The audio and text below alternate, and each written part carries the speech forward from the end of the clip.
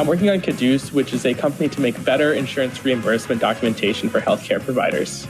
I'm working on Grata Health, which is a telehealth addiction clinic that leverages agentic AI in order to increase quality of care. The mentorship call with Satya was one of the biggest things in helping us determine how exactly we wanted to enter this healthcare space. I think the big thing that the competition taught me was just exactly how to scale up systems and deploy them. I hope that this year's winning team gets at least as much out of this Imagine Cup and Microsoft Build experience as we did. The entirety of the startup and tech world is right there for you to meet, so just really take advantage of that. Please welcome software engineer Donna Sarkar.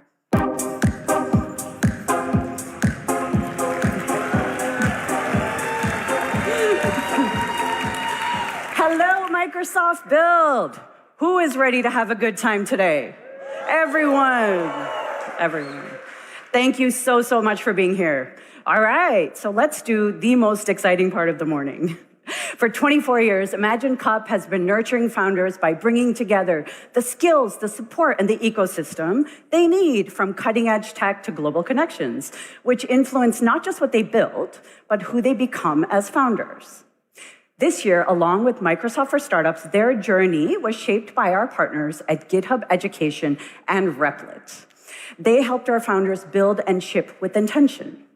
Our founders were also matched with industry-leading mentors who've scaled products and companies and brought their expertise to support them. 3 startups out of all of them rose to the top from over 1,000 submissions, and they pitched to an incredible group of judges. Our judges this year were Dr. Irina Raiku, who is currently building 2 AI-native ventures as a solo founder. Bakari Brock, right there, who's the general manager at Microsoft for Startups, where his team builds and scales partnerships with top venture firms. And third, Thea Mervold, who's a third-time founder and an advocate for women and diversity in technology, along with inclusive and ethical AI. So what's at stake, right? What's at stake? All these founders have been competing because the grand prize is going to be $100,000 and a mentoring session with Satya Nadella himself. So with that, I'd love to introduce you to the 3 startups who've progressed the Imagine Cup World Championship.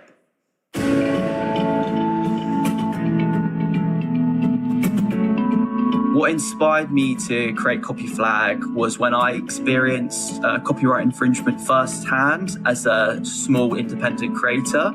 I realised I'd lost about £70,000. Copy Flag's AI-powered platform for independent creators and small business owners to detect copyright infringement that's been modified using AI to make it more difficult to detect. It searches across the web for matches or copies of their work and allows them to take action to remove it from online sites. As a result of being successful in taking down content, Copy Flag is also susceptible to fraudsters. So as part of that, we now verify who people are, who they say they are, and that the content they upload is owned by them. I think generative AI is such a powerful tool, and I'd really like to see it used as a force for good, so small creators can fight back just as hard as these huge corporations. Currently, the world does have a food problem, but it's not that we're not making enough food, because we are. It's just not going to the right places. Overall, we hope to improve these supply chain distribution systems so that food can get routed to where it actually needs to be routed.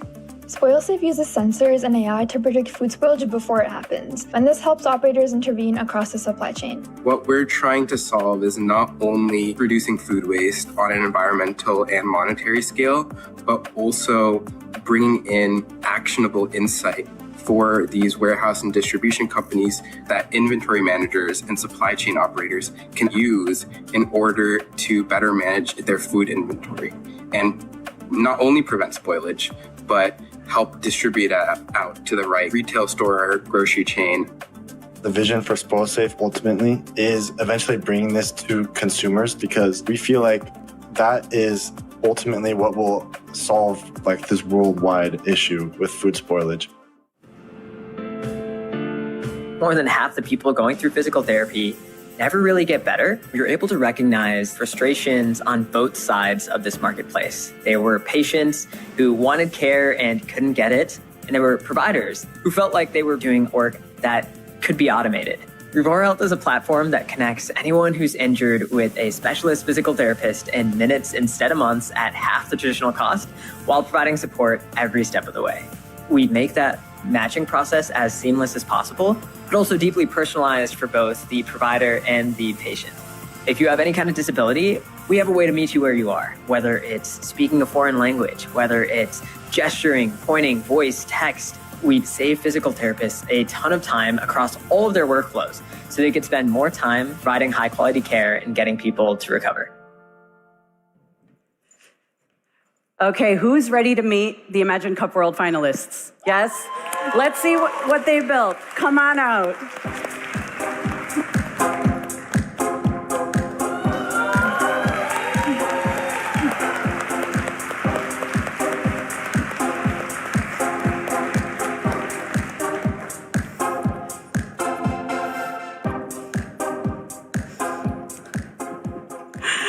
All right. Shall we talk about what they've built? Okay. So first up, we're going to come to you, Copy Flag. Patrick, please tell everyone what you built. You ready? I'm ready. Let's do it. All right. Generative AI has made IP theft scalable. Copy Flag is the AI defense layer for creators. Simply upload your content and Copy Flag gets to work, fingerprinting, indexing, and searching online for copies of your content. Once uploaded, 5 signals run in parallel, such as AI remix detection, semantic checks, and background swap. Above 0.9, we recommend a takedown to the user to remove the content. Let's see how that looks. In our alert center, you can confirm as a copy and send a takedown straight to the source to remove the content. Now let's look at Horizon, our predictive engine. This uses product history and seller data to predict who, when, and what the next likely copy will be. Now let's go to repeat offenders. This shows a relationship map based on previous cases and allows us to take bulk action, such as removal, monitoring, or escalation. From reactive takedowns to predictive defense, Copy Flag makes AI the defender for creators. Amazing. Thank you. As a fellow creator, I thank you for this work, and so do our incredible group of creators right here in the front row. Thank you, Patrick. All right, next up we have Spoil Save. Rohan, please tell us. Yeah, I'm ready. Ready, let's go. Spoil Safe is a predictive decision layer for freshness and supply chains, combining low-cost sensors with intelligence. This is our main sensor pipeline, operated by an inventory manager at a warehouse. Our sensors are continuously collecting volatile gases, temperature, and humidity from the storage environments and populating this in real time. Let me put in strawberries as our food type, and let's press Get Decision. And what you get back is an automated time to spoilage prediction for exactly how long that batch has left, and a clear decision, in this case to keep it on the shelf for a few more days. Then, going over to our main sensor dashboard, you can see all currently active sensors. Another way we can analyze is utilizing the Compare feature. We have 2 pallets of strawberries stored under different conditions, and hitting Compare, we can see that our models are predicting very different outcomes. Batch A has over 3 days left and stays on the shelf, while batch B is already down to 21 hours, so our decision engine flags this for discount immediately. SpoilSafe is cheaper to deploy every pallet, fully automated, and provides a decision output that tells operators exactly what to do. Thank you. Amazing. Thank you. Hardware, software, sensors, AI, no big deal. Incredibly complicated. Thank you, thank you, thank you. And now let's hear from Revora Health. Tell us, Surya, you ready? Okay. Revora Health is a platform that makes physical therapy more simple than ever. First, you tell our AI agent, Clara, about your injury, and we can find the perfect physical therapist for you. No more long wait times. In just a couple clicks, you're well on your way to getting the care that you need. Now let's fast forward and imagine that you're recovering from a knee injury and it hurts while you squat. Clara is able to surface personalized insights that help you understand exactly why you're feeling your pain, like you could see in this modal right over here. Then it's as simple as setting up your phone and talking to Clara about what feels wrong, and she provides empathetic support. Hey Clara, the abs of my knee right here hurts while I squat.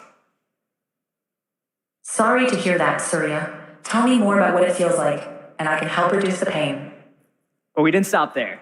This recovery insight is then sent directly to my physical therapist, and you can see this insight from Clara here that tells them what I've been struggling with and even recommends a solution.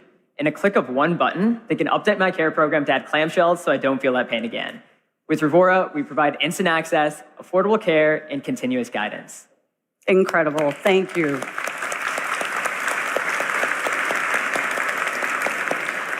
Who could have used that for a knee injury or two back in the day? Yep, that's right. So you've all seen what these amazing teams have built, the architecture, the AI choices, the demos that hold up on a pretty big stage. But behind every product you ship has a story underneath it. To explore that side of the journey, I'd like to introduce someone who's seen up close how founders make the commercial and technical decisions that tend to matter the most. Please welcome the Vice President of Microsoft for Startups, Hans Yang.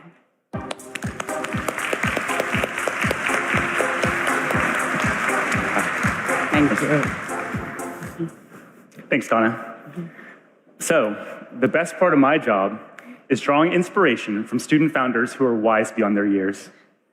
So let's take a peek inside the minds of these incredibly talented founders from this year's Imagine Cup finalists.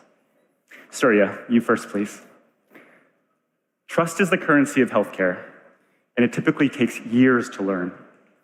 You're a grad student, and you're already running pilots in clinics across multiple states.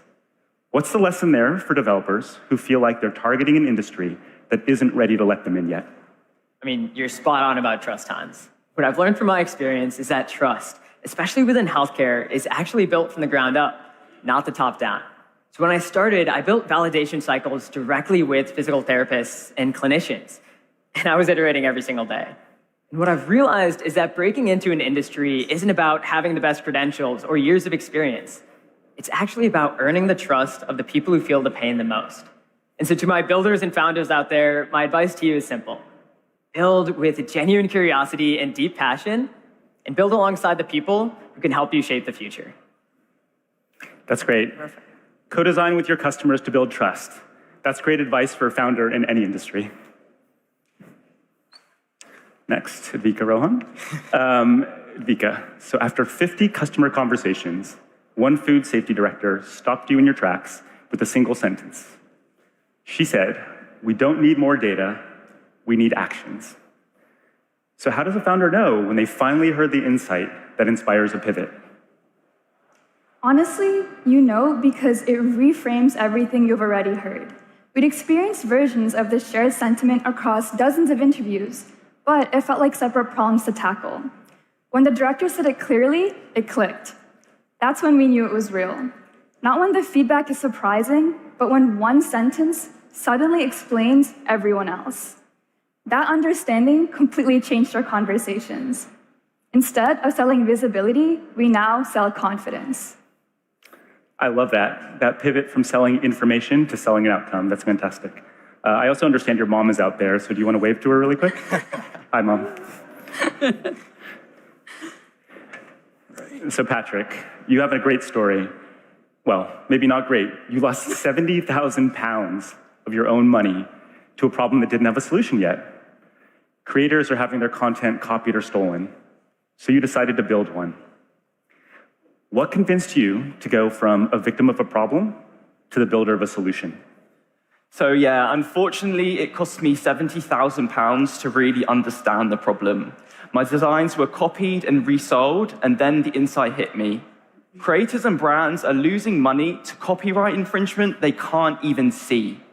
Detection tools exist, but AI-modified copies slip right past them. So instead of waiting for someone to build a solution, I built Copy Flag. This allows us to turn an invisible problem into a visible one. I love that point, turning invisible problems into visible solutions. That's great. That's a great way to describe the vision that all the best founders have. Thank you. So each of you provided such amazing insights for all the founders out there, and I really want to thank you for sharing that wisdom. It's so clear why you were selected as finalists for this year's competition. It is so awesome to see how these founders have grown through their Imagine Cup journeys and all of the incredible support they've received from Microsoft startups and all of you, their broader community. Thank you to all of the mentors and coaches out there. We appreciate you so much. I think it's time to move on to the final stage of the competition. You all ready? Yeah. Hans, you ready to announce the winner? I didn't look. You did look? Okay. Are you all ready? Okay. All right, They're let's do it. Okay, let's see. These three startups have all built with real ambition, skill, and heart. And getting this far, this is already a win. But today, only one of you can be named the Imagine Cup World Champion. And this year, this is a surprise for all of you, Microsoft is backing you more than they ever have before. So as a surprise, the grand prize is going up from $100,000 to $150,000.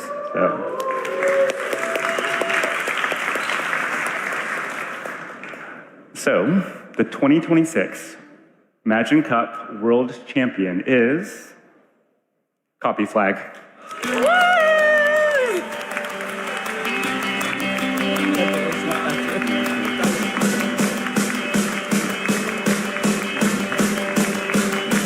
Congratulations.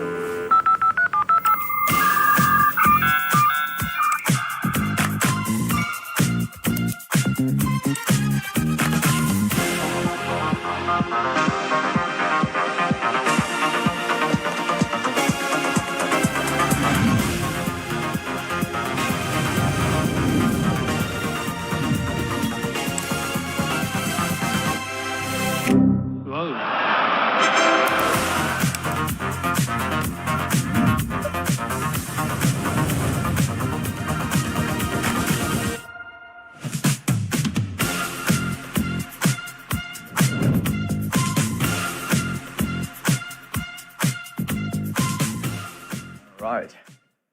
Good morning. Good morning. It's fantastic to be back in San Francisco at Build. It's always fun to be at developer conferences at times of great change.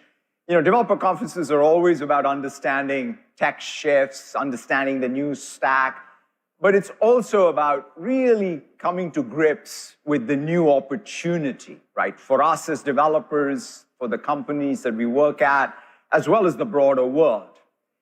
So today we're going to unpack this. This conference is all about that. And if there's one key takeaway, it would be this. How do you all participate fully in this frontier intelligence ecosystem?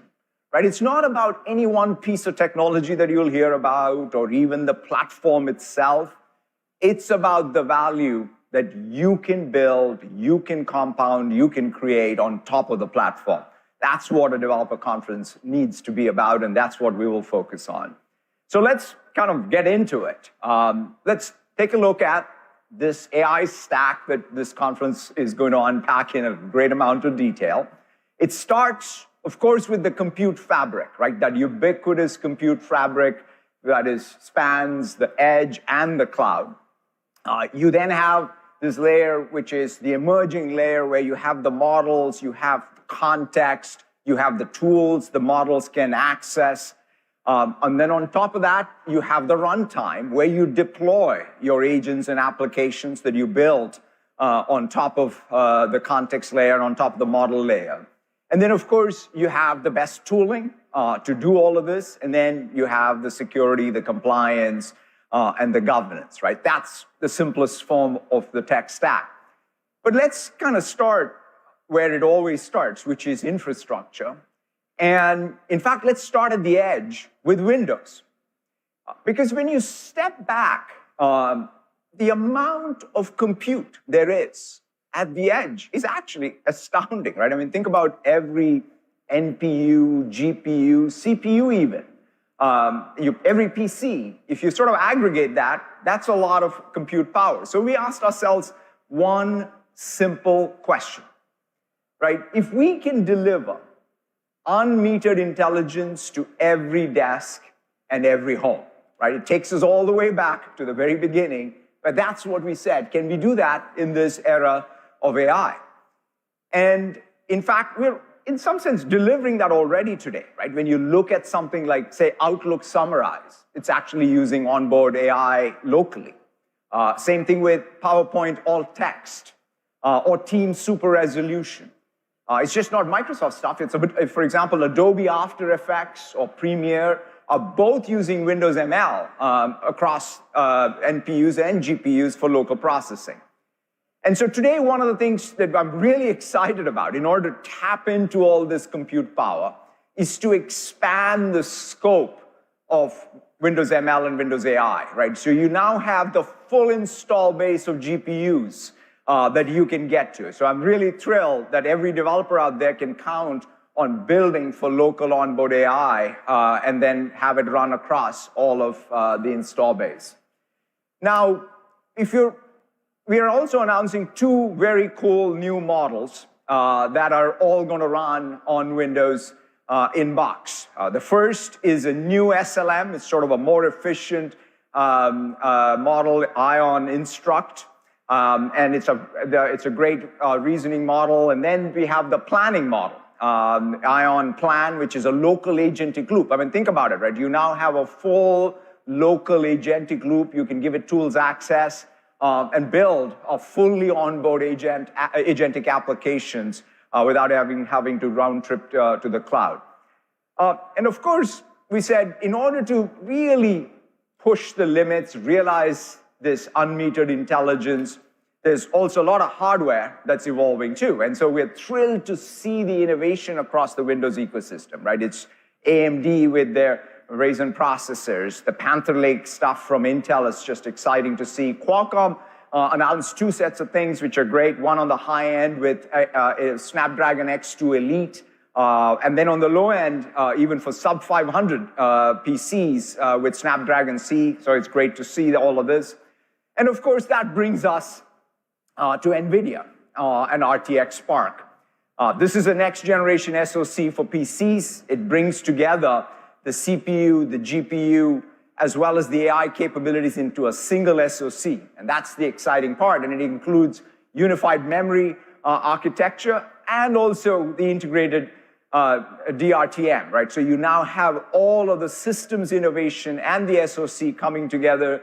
And we're really thrilled that one of the first devices that we built was the Surface Ultra, right? It's a beautiful device, and it really brings the power of NVIDIA together with the design and the craftsmanship of Surface. It's 128 gigabytes of unified memory. It's beautiful 2,000-nit display, and it has an all-day battery life. And so we're very excited to see this later this fall. And it's also wonderful to see all the designs from all the OEM partners who are taking advantage of this new SoC and the new platform and bringing out some pretty exciting machines that's going to be all available come this fall. And so, of course, we said, okay, this is fantastic.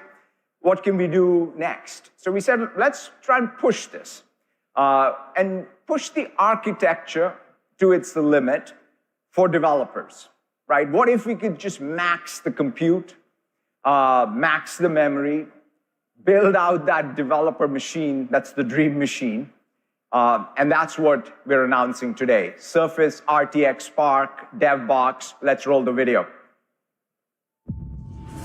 I will was pulled to you like water to the moon. You swell and I monsoon. Only when you want to. It's 'cause I'm falling, but I loved you still. Now I wonder, did you really ever love me? Darling, I'll be only when I'm good. Now that I'm gone, what do you think about me? Think about me. Think about me. What do you think about me? Everything's in bloom. All right.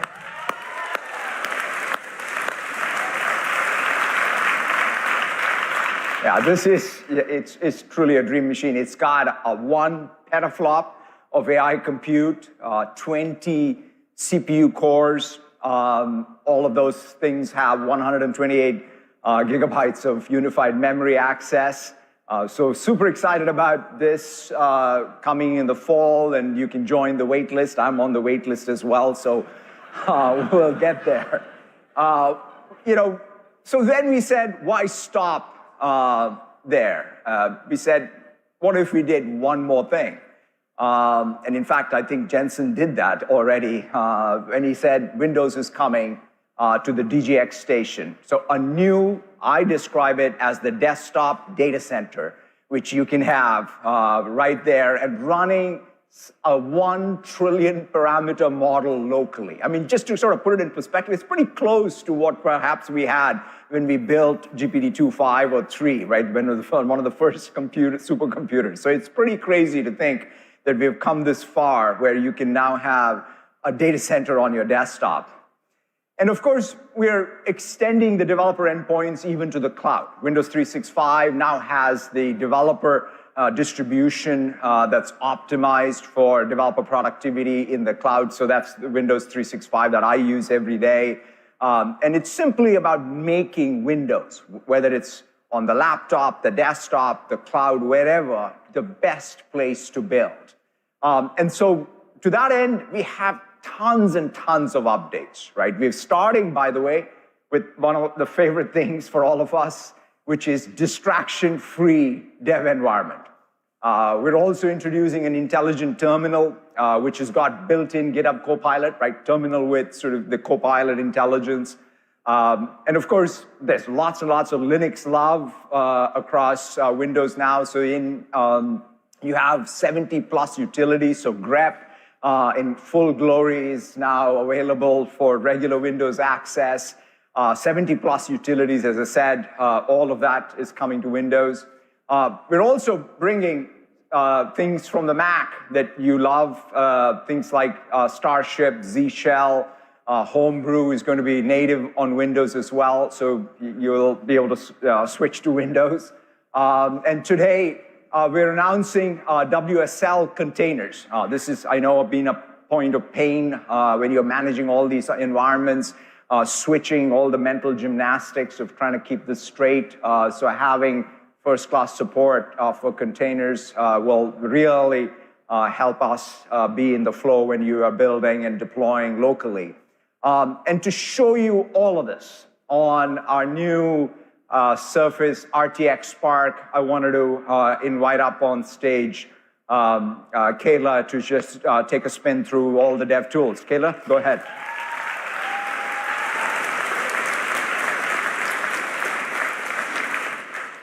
Our team has been working hard to make Windows a great place for development. And today, I'm going to show you some major improvements and delighters you can try out today. So what we have here is the default experience on the Surface RTX Spark dev box. Right away, it feels calm. There's no news feed, no widgets popping up, no notifications, and of course, we're in dark mode. I'm immediately ready to start development. Well, there's one thing I'd like to change. I like to put my taskbar on the left. So let me jump into my taskbar settings using the new Run, which is built leveraging the architecture of PowerToy's command palette. No. I want it all the way on the left. There we go. After popular demand, we're excited to announce that vertical taskbar is now available in Windows Insider builds. The new Surface RTX Spark also has a bunch of key dev tools already installed, like Python, Node, and many more of your favorites. All of the developer goodness, all in one file. And if you want to get the same experience today on your device, we're making this file available to everyone right now. We have a public repo set up with the configuration file and instructions for how to apply it using winget configure, which will make the adjustments to Windows and install all the tools. Now, one cool thing that I have running here is PowerToys' new utility called Grab and Move, which lets you hold Alt and move the window around from anywhere. Another tip is that you can enable End Task, which lets you end the process without having to open Task Manager. So let me jump into my dev drive. Dev drives run on REFS with Defender running in async and are optimized for performance when it comes to development scenarios. Also, File Explorer is Git aware. We've got stuff like last change author name, last change message, the status of each file, plus my favorite is that the branch name is on the bottom left. So now let's get started building and open our terminal. This is an experimental experience called Intelligent Terminal that makes working with agents even more seamless. When you first install Intelligent Terminal, you're greeted with the option to pick your favorite agent. I'm going to use GitHub Copilot for today, but you can use whichever agent speaks to you. Now here in Intelligent Terminal, I have a regular terminal pane at the top and an agent that's listening on the bottom, and I can work between them while the agent helps along the way. So for example, here's an error being generated. My agent pane is able to detect it and provide a fix, which is great when I don't remember the syntax, especially for something like regex. So I'm going to work on OpenClaw, and I've already built it using WSL Container. WSL Container is a native container experience on Windows, plus it can leverage the GPU, which is perfect for the Surface RTX Spark. It can also reference your existing container files, just like the one in the OpenClaw project. So here's one of the files open in Microsoft Edit, which ships in Windows by default and just got syntax highlighting in its latest version. And then you can also just see your containers running with a simple container images command. And since we're on the topic of WSL, we're providing a WSL profile that's designed to feel comfortable for those of you who use tools like Starship, ZSH, and Homebrew. So it comes pre-configured with all of your favorite utilities, and it's available in the repo that I showed earlier, and it also includes one of my favorites, BTOP. So the Surface RTX Spark is designed for developer-heavy workloads, including serving large local models for coding. I've already done some development with a 120 billion parameter model that most machines can't even load. So here's a quick view of my usage, and we can see how many tokens I've used locally. So we're looking at about 3.4 million tokens leveraged on the device itself. Now, we can kick off multiple sub-agents using Fleet, and just so we don't have to watch me type, I'm going to use Copilot's voice feature, which is also leveraging its own local model. So I'll just hold spacebar and tell it what I want it to do. Find any console.writeline or debug.writeline calls in the Tray and Node projects and convert them to the standard logger used elsewhere in the codebase. There we go. Now the main agent will delegate sub-agent tasks of appropriate complexity to the local model, utilizing my GPU and making it more cost efficient. Now, as developers, while we're debugging, we're often looking through log files to diagnose any issues. Sometimes finding the location of the log files is a challenge. I'd love to be able to just type something like grep log and find them all. Ah, sweet. So on top of already adding curl, tar, and sudo to Windows, now we're adding over 75 command line utilities like env, head, tail, and touch for those of us who love to live in the terminal. So I found all my log files, but now having to parse them is the second challenge. Well, I've actually had Ion Instruct proactively performing analyses on my log files this whole time. Now I can quickly diagnose anything that's gone wrong in my development, plus I don't have to worry about token usage because it's all local. We can even take a look at our machine's resources. The models are loaded, and you can see 90 gigs of RAM being utilized by the GPU, truly showcasing the full power of the Surface RTX Spark. We were able to use 3 local models simultaneously, unmetered, while going about our regular dev flow without a hitch. That's huge.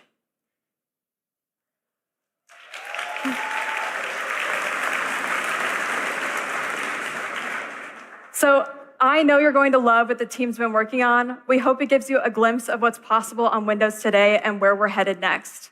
Thank you. Back to you, Satya.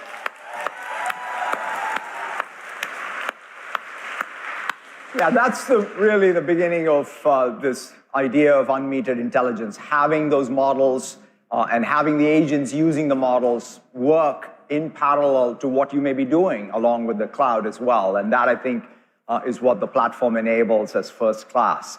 Now let's move to the cloud. The driving equation for us remains the same, which is tokens per dollar per watt. How do we optimize around this, right? So when we think about the systems problem, we think about electrons coming on one end and tokens on the other end, and how do we think about the systems optimization end to end?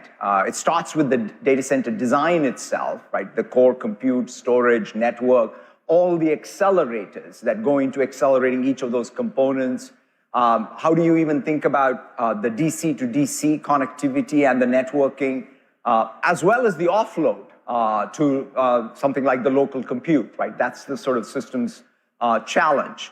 But before we even get into all of the systems and the technology and the innovation, perhaps the most important design criteria for us is how do we earn the permission from the communities in which we're building these data centers? And that's where these principles ground us and focus us. How do we ensure that the DCs do not increase the electricity prices? Making sure that we are replenishing all our water use, creating jobs in the local communities for the local residents, adding to the tax base, making sure we are strengthening the communities by investing in local training and the nonprofits in the area. Only when we live up to these principles, do the hard work around it, is when we earn the permission to go ahead and innovate and build. And we've been doing a lot of data center build out. Today, Azure spans more than 500 data centers in 80 regions. It's the most expansive, we have the most expansive hyperscaler footprint out there. And we have added more data center capacity in the last 18 months than the first decade of Azure, just to put that in perspective. But more importantly, what we are building is also very different. In fact, the first 15 years or so, we built out the commercial cloud infrastructure for a set of heterogeneous, workloads that spanned the enterprise. But now when you look at what we're building, right, when you think about all the gigawatts that were going to come online, really, they have three dominant workloads. There is training, there's inference, and then there is the agent runtime, right? These are three dominant workloads. And in fact, when you look at Fairwater, it was sort of our first AI super factory. It spanned two regions, Georgia and Wisconsin. The entire system was designed from the ground up for AI, right? We worked, in fact, very closely with even NVIDIA on this, and it's a two-story architecture that lets us essentially place racks, obviously in 3 dimensions, and pack the maximum number of GPUs densely with network access. That means you really got fantastic higher performance networking, lower latency, and more effective bandwidth across the entire cluster. And we're rethinking even the power delivery, right? So we started, okay, how do we deliver hundreds of kilowatts per row while minimizing all the loss, right? Which is the conversion loss that happens from the grid to the silicon. So we basically sort of even took a new approach to it. And all of this also changes with the cooling system, right? And water. So in fact, the cooling loop is filled once, and the data center can operate effectively with 0 water consumption. In fact, the daily water usage over the course of an entire year is roughly equivalent to what a single restaurant would use, right? I mean, that's...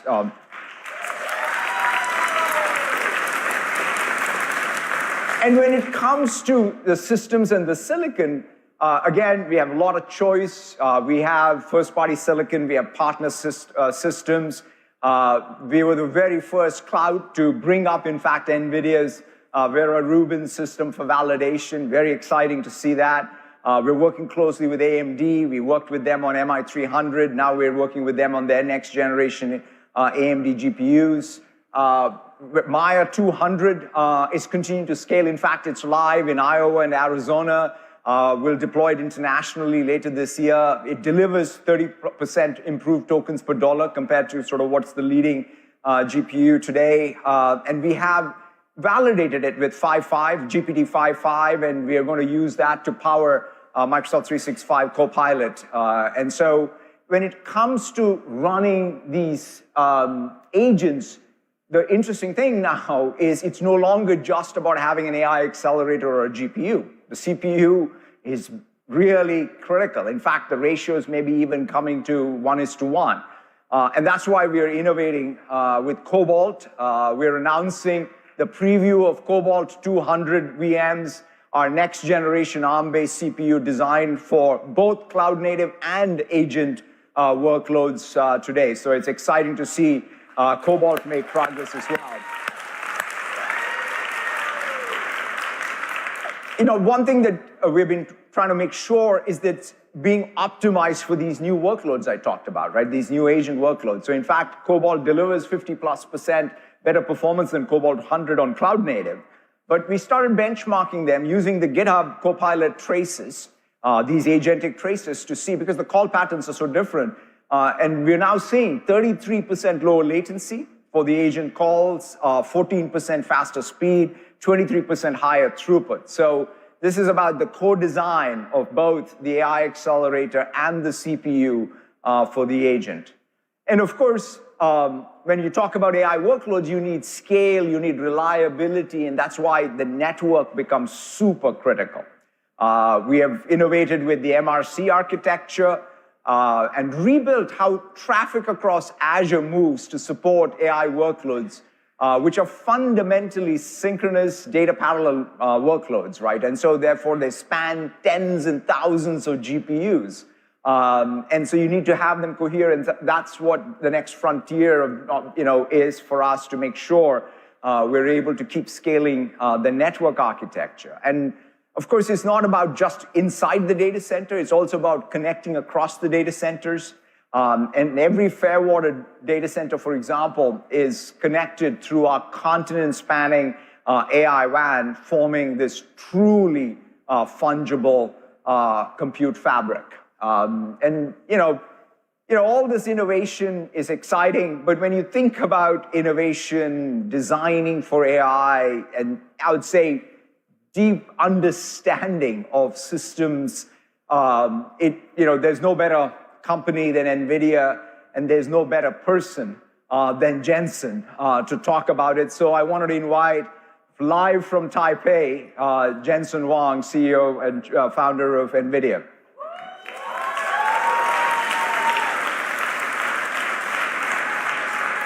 Jensen, thank you so much for being at Build again. I know it's late for you in Taipei. I really appreciate you staying up. At the end, I've been looking at social and everything people have been talking about since your keynote over the weekend. And suddenly, this concept of unmetered intelligence right at the edge is so hot again. So maybe you want to talk a little bit. You have thought about this, talked about this, and now, of course, with RTX Spark, really delivered, I think, what's a breakthrough system for AI to be much more ubiquitous. But maybe, Jensen, you can just share a little bit your vision around where you see this going. Well, this all started about 3 years ago between a conversation between you and I. And we were talking about how we could build a new class of PCs that's incredible for designers and creators, and it would be incredible for artificial intelligence, and it would be one of these systems that has the processing capability, but also the software stack that's integrated into the world's design packages and creator packages, and of course all the things that we're doing with AI. And here we are, 3 years later, we built an incredible new chip, and this system is supported by all of this new software that you created for Windows. And we now have the ability to have essentially an autonomous agent running on the PC. Now, when you take a step back and you think about what does that mean? For the 40 years or some 30 years we've been working together, we went from inventing DirectX together to creating now this incredible computer that has autonomous systems running. The PC evolved from being an incredible tool to now being a tool that's used autonomously by an AI assistant. And so the idea that I could be traveling and I'm on the phone and I could text my PC and ask my PC to get some coding done or some idea that I have, and it would fire up the tools on the PC and it would make the modifications or the changes or the design that I told it to do, and it would iterate with me while I'm away from the PC. My PC became an assistant. While I'm sitting there, of course, this PC would be my great assistant as well. And so this idea that the PC evolved from a personal computer to a personal AI is just really exciting. And to see it come to life, Satya, to see it come to life and actually doing that, so I'm super excited about it. Spark, you mentioned earlier, has all this incredible capabilities, a petaflop of AI performance. It has a petaflops of NVFP4, this numerical format that our two companies worked on together that allows us to take advantage of this 128 gigabytes of memory and fit maybe a couple of 100 billion parameter model. A couple of 100 billion parameter model is state of the art. And so I think the days of having a really smart assistant running autonomously on the PC is here. Yeah, no, it's so awesome. And in fact, I'm also excited about Windows coming to the GB300. And so that's another thing that it's kind of like data center right on your desktop, and it's so exciting. But talking about that data center side, obviously, this entire thing got started when we built the first supercomputer together to train the GPT models, and we have come a long way. In fact, even I was talking about the Fairwater design. It was custom built essentially for the Grace Blackwell era to be able to max the data center design with the system design you had. And now, of course, we're validating Vera Rubin. We're very excited about it. Maybe you want to share a little bit about sort of what happens even on the cloud side with how you're pushing on the systems innovation. Well, our journey is incredible. We built the first AI supercomputer together. That was based on Ampere. Of course, Hopper was an incredible success. Those first two generations were focused on pre-training. Grace Blackwell came along, and all of the focus moved to post-training, reinforcement learning, which allowed us to have reasoning models. And these reasoning models, based on a mixture of experts, were incredibly intelligent, energy efficient, but it requires giant systems. And so we created NVLink 72, and the entire rack became one computer. We had evolved from one node to now one rack.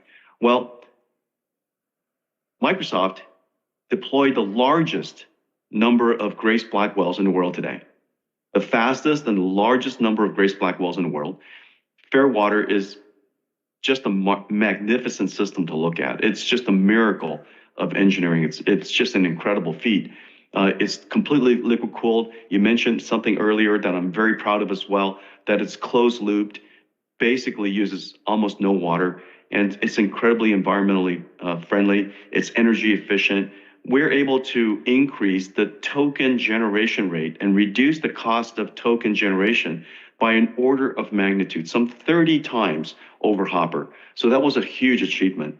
Well, Vera Rubin was created for a world where these AIs are now agentic. And so whereas Hopper was created for pre-training, Grace Blackwell for training, post-training, and also inference, Vera Rubin is designed to run agents.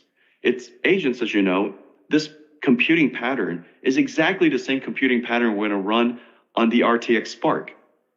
It's exactly the same agentic system, except, of course, it's going to be much, much larger. We're going to process enormous number of them simultaneously. Many of them are going to be from different customers and different partners. And so the entire path, the entire coding path from storage, which is the long-term memory, the working memory, is encrypted.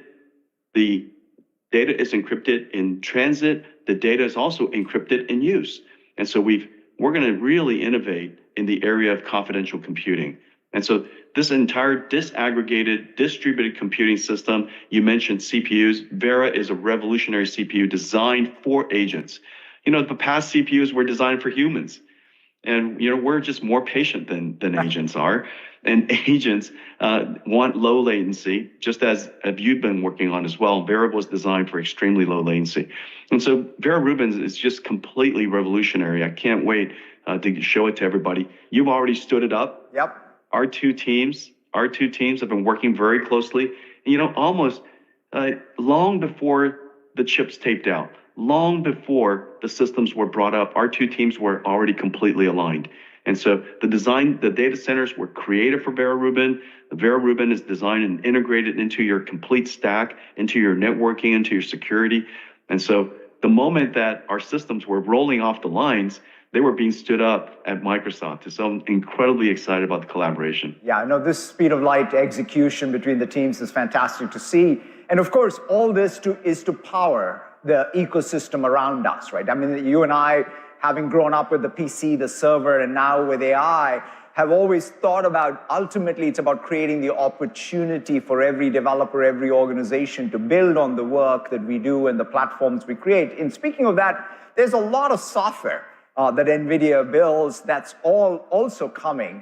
For example, we're going to have your models in Foundry, your tooling in Foundry. We're going to have, in fact, your software even help us with accelerating our workloads when it comes to even the data warehouse. We're going to obviously have stuff in Windows. Just talk a little bit about that broader vision of what does it mean for us an opportunity, right? Because everybody talks about this one model or one piece of tech, but it's about the broadest, biggest opportunity for people to create value. Maybe you want to share a little bit about that. Well, we've been preparing for this moment. You know, what happened in the last several months, we've been working for a decade and a half together, getting ready for really what happened in the last several months. All of a sudden, because of agentic systems, the convergence of these really great models, AI is now useful.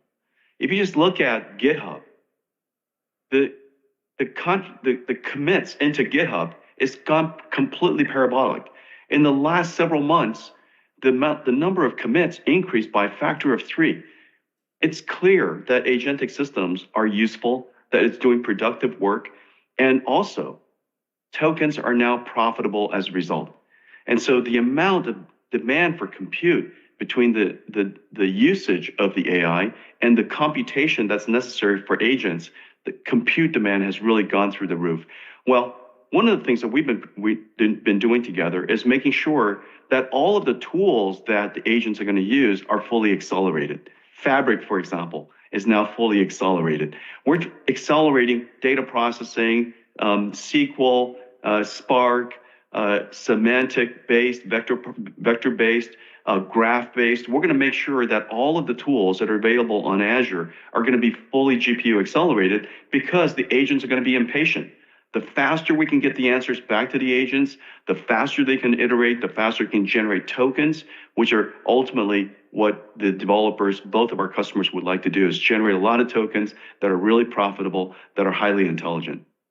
Thank you so much, Jensen, for the partnership and the leadership and the innovation that you bring to this entire ecosystem, and really thrilled to be working closely with you and the team and bring all this to the developers here and beyond, and look forward to seeing what the next sort of few months and the next year bring in terms of the innovation that gets built on top of the platform. So thank you again for joining this late in the night from Taipei. Thank you so much, Satya, for your partnership and friendship. Thank you. Thank you.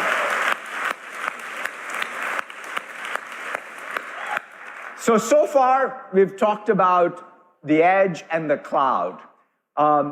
The current form factors, right? I mean, when I saw that Jensen picture from the weekend where he had all the desktops, I felt like, man, I'm back in the 90s, right? Because it was so cool to see the lineup of all the machines that I loved and I grew up with back yet again with new functionality, right? The same form factor, but unbelievable new functionality because of the onboard AI capability, right? So that's sort of what we've seen.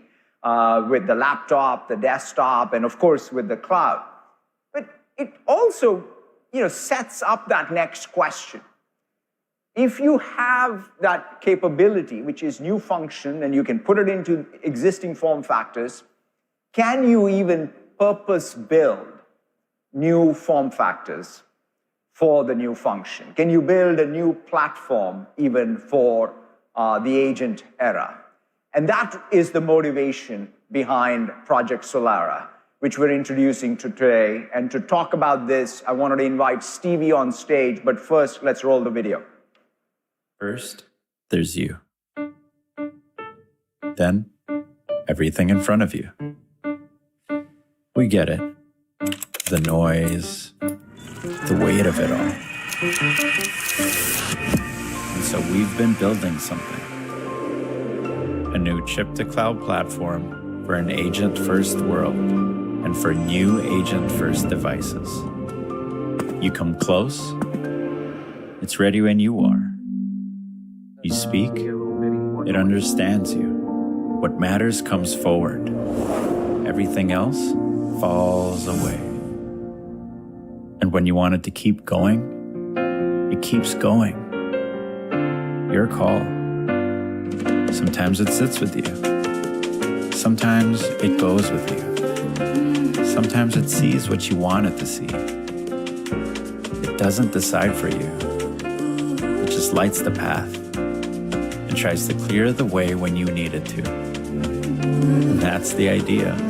A whole ecosystem built to clear the way. So all that's left is where you need to go. Wherever you are, whenever it matters.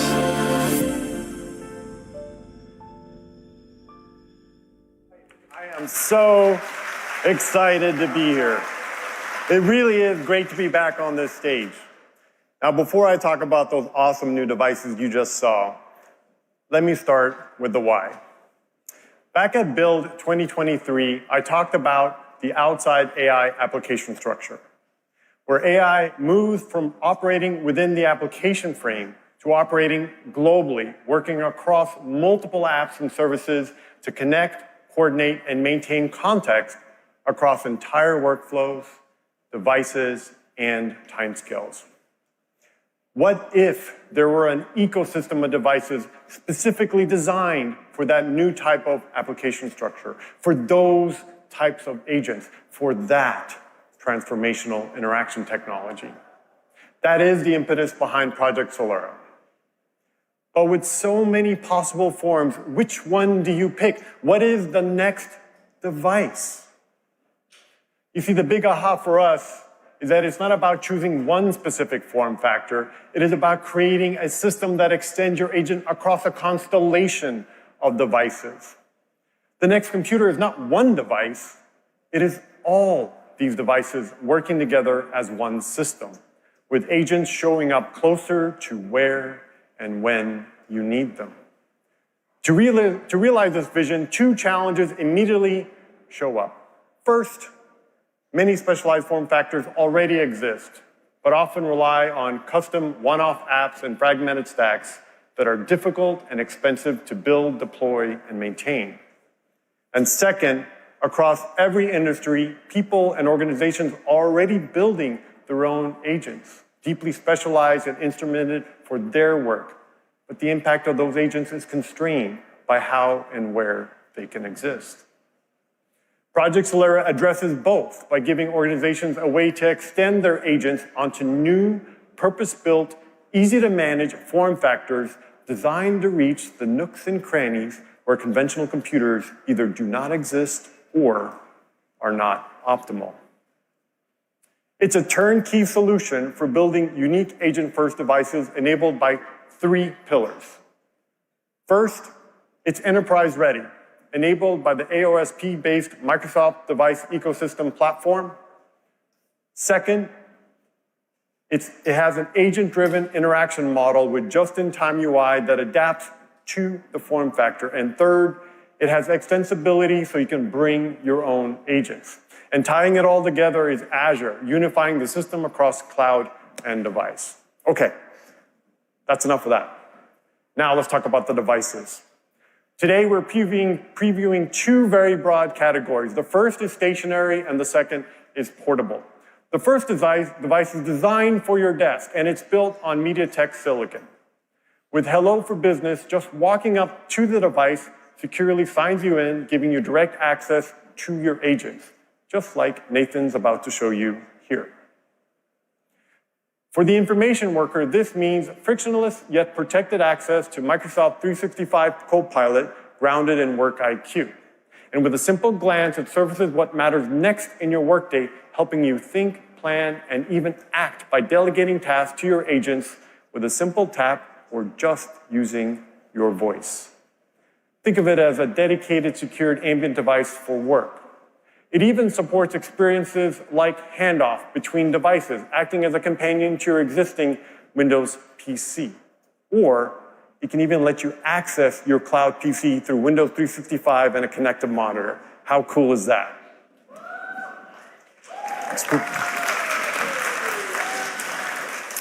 Now, the second device is portable. It's reimagining a wearable that millions of people use every day, the Access Badge. Built using Qualcomm silicon for wearable, this digital badge is a lightweight form factor designed for agent interactions on the go. And then it's adaptable across a variety of verticals and workflows. All right, I have here an early prototype of the badge. And so, thanks.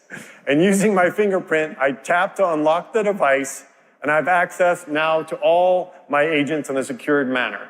And would you look at that, I already have a task. And it says, gather content for your social media post for today. So why not just do it right now, right? So I'm gonna hit record, and then now the device's camera is recording. I'm gonna pan across. I hope you don't mind, I'm gonna take your shots. Yes, thank you. Copilot, find some good shots from this, clean them up, and then send them to me for me and my team to review. All right. And then there you have it. Now my agent's off, running through multiple tasks to actually clean this up and send them to me and the team. That's pretty cool.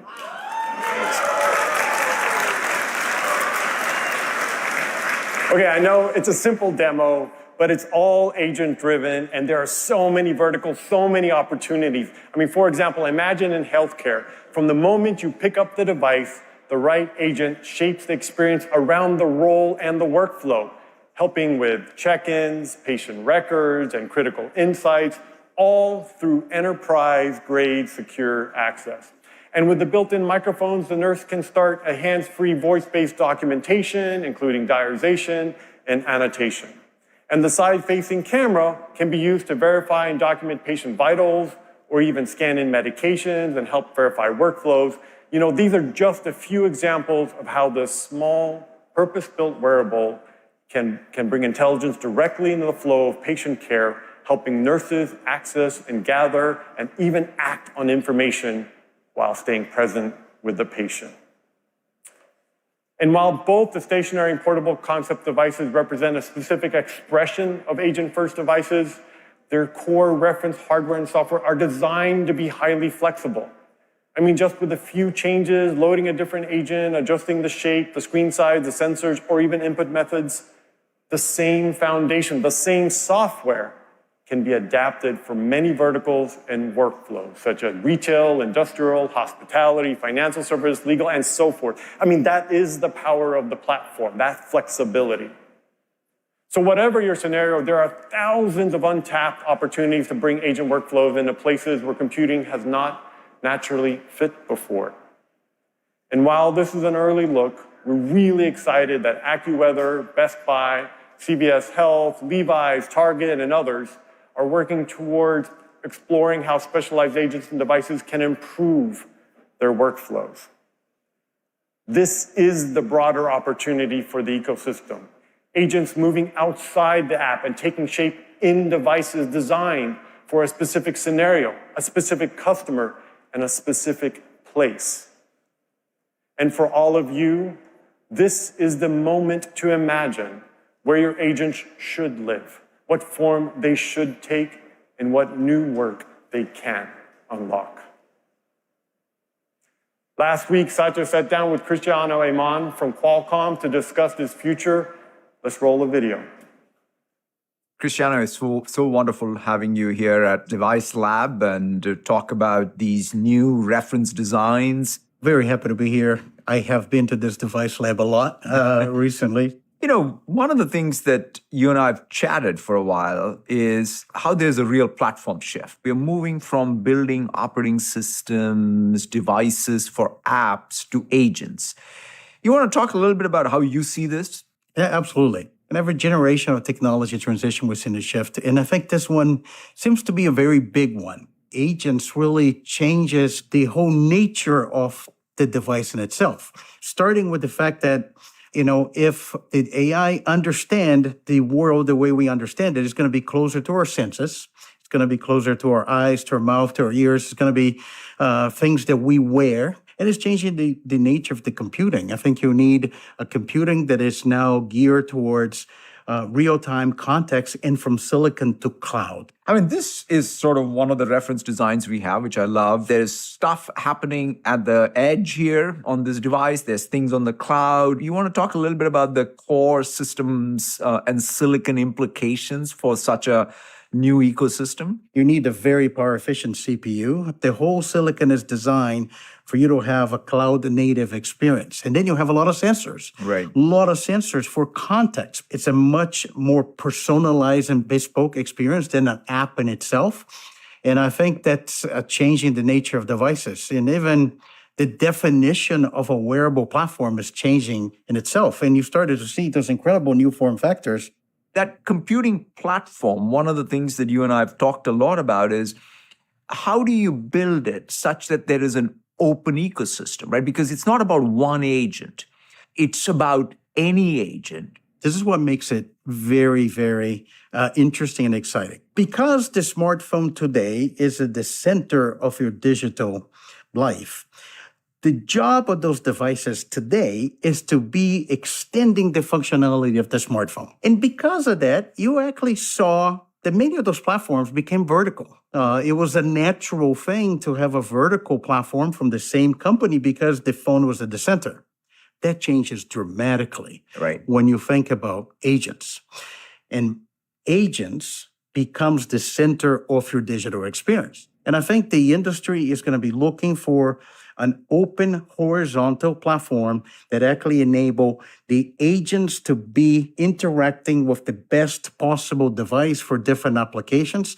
And I think that's what's exciting. And we want to make it possible for anybody who is thinking of an agentic system to not just be bound to current devices, but to imagine that there can be many, many devices that carry that intelligence in different contexts. And so that's the open ecosystem we want to build together. And again, it's so great to be partnered with you to get this started. That's awesome. We're very proud of this partnership, and it's just the beginning.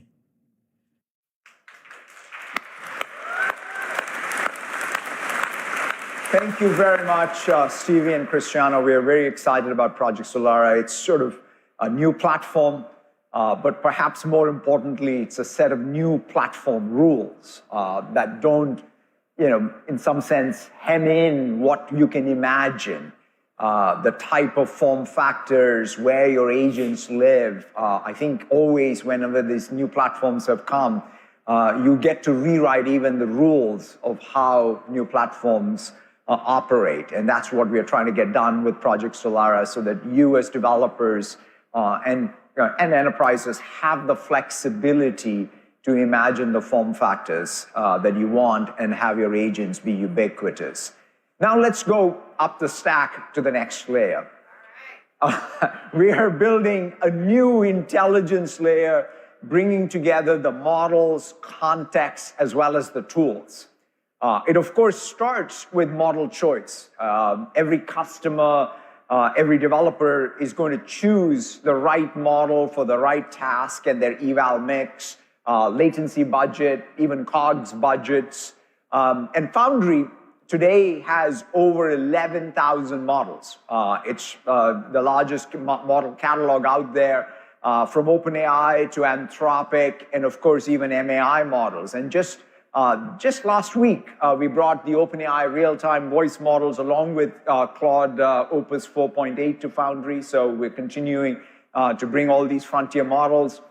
The consideration, though, about the models is becoming now increasingly key. In fact, from the last developer conference to now, when you're building any agentic system, having this context really shaped right is becoming super important. And in fact, it starts right at the data tier, right? The data estate to date has been built for applications that supported these user-facing applications, right? Now you have to change and build them for agents, which again, have very different call patterns even to the data tier.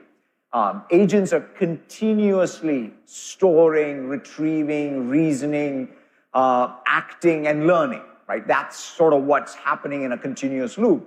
And you see that today.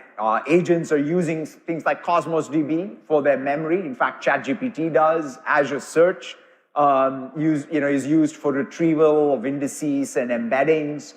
Fabric IQ for the semantic models and the ontologies. It's kind of the business logic tier effectively for agents.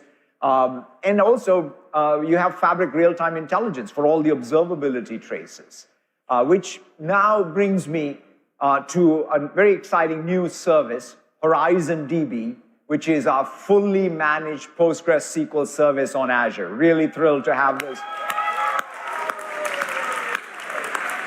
I mean, one of the things we wanted to make sure is we built ground up a Postgres managed service which was for high availability scale out. It's zone redundant with automated failover, 128 terabytes of storage per cluster, 15 read replicas. I mean, the read heavy workloads you can scale with this managed service. And in our internal testing, we're seeing something like, the Horizon is delivering 3x throughput compared to any self-managed PostgreSQL setup. So it's super critical when you think about the scale you need. The other data workload we're also changing pretty dramatically is the data warehouse. In a world where agents are constantly querying data, the data warehouse effectively becomes a pretty mission critical, right? I mean, it's one thing to have it be mission critical for users, but when agents need the analysis done on the fly, bringing GPU acceleration to Fabric is super key, and we are seeing 7x performance gain. So it's really thrilling to see that AI acceleration. So if you sort of have the data tier, the layer above this is the IQ layer that we are building that brings together essentially the model capabilities along with the data, right? So you kind of mix the data and the model capabilities so that you can deliver that right context to unlock intelligence, right? That's where, in fact, if you want, when people talk about token efficiency, this is perhaps the most important consideration, right? If you structure the context right and feed the models, then you will, by definition, going to be so much more token efficient. The first domain is the web. Web grounding is so important. You need that fresh, high quality and fast web data. And that's why we are really, really excited to announce today Web IQ. And Web IQ is built on our global infrastructure that's already serving over 1 billion users, but fundamentally re-architected for the LLM and the agentic workflow. It's model agnostic, it's MCP native, plugs right into any agent runtime. It has web, it has news, images, video, so agents can ground responses in fresh, verifiable content, and Web IQ leads across all of the 3 key criteria, right? It's best in class in quality, it's best in class in speed, as well as in cost. So we're very, very thrilled about Web IQ being in the developer's hands as you build out agentic systems. Of course, we're not stopping there.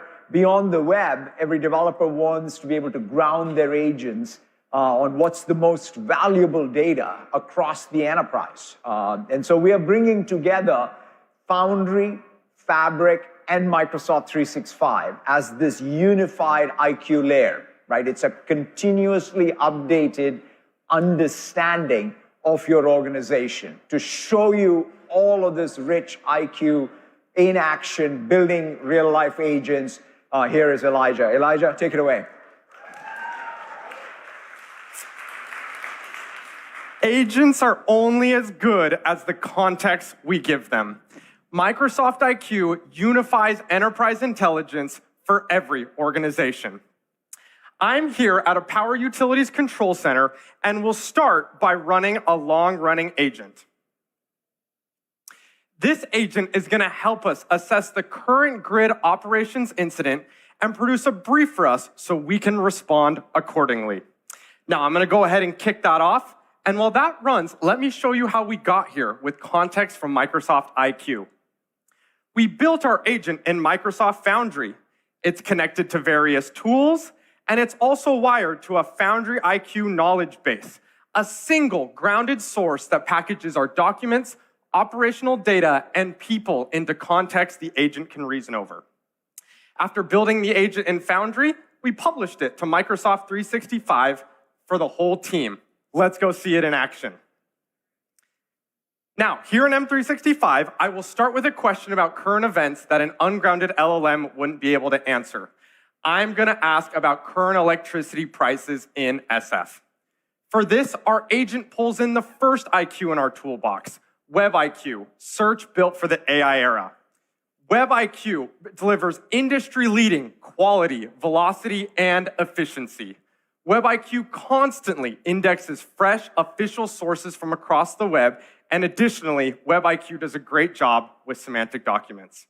And here we can see Web IQ gave us our answer grounded in reality.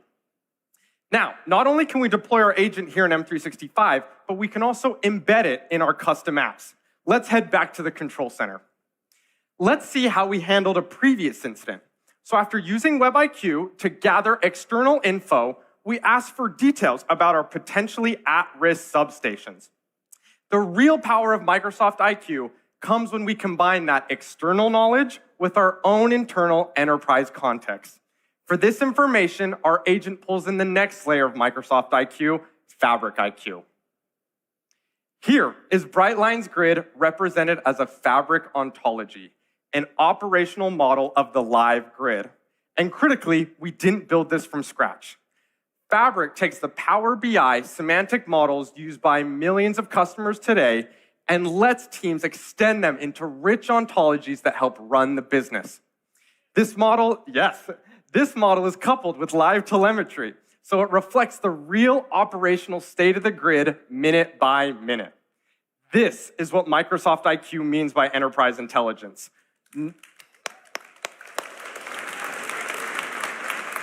Not data scattered across disparate systems, but a single living model of the business that an agent can reason over. Now, turning back to our agent, we can see that it gave us a table of our most exposed substations. That's the agent querying the ontology you just saw. Now, the agent has access to both the outside world and our grid. The last piece is the one that turns a situation into a response, our policies and our people. By asking, what are the steps to respond to a substation trip, we activate the final layer of Microsoft IQ, Work IQ. This is Brightline's response procedure in SharePoint. It's the playbook the team actually reaches for when something goes wrong.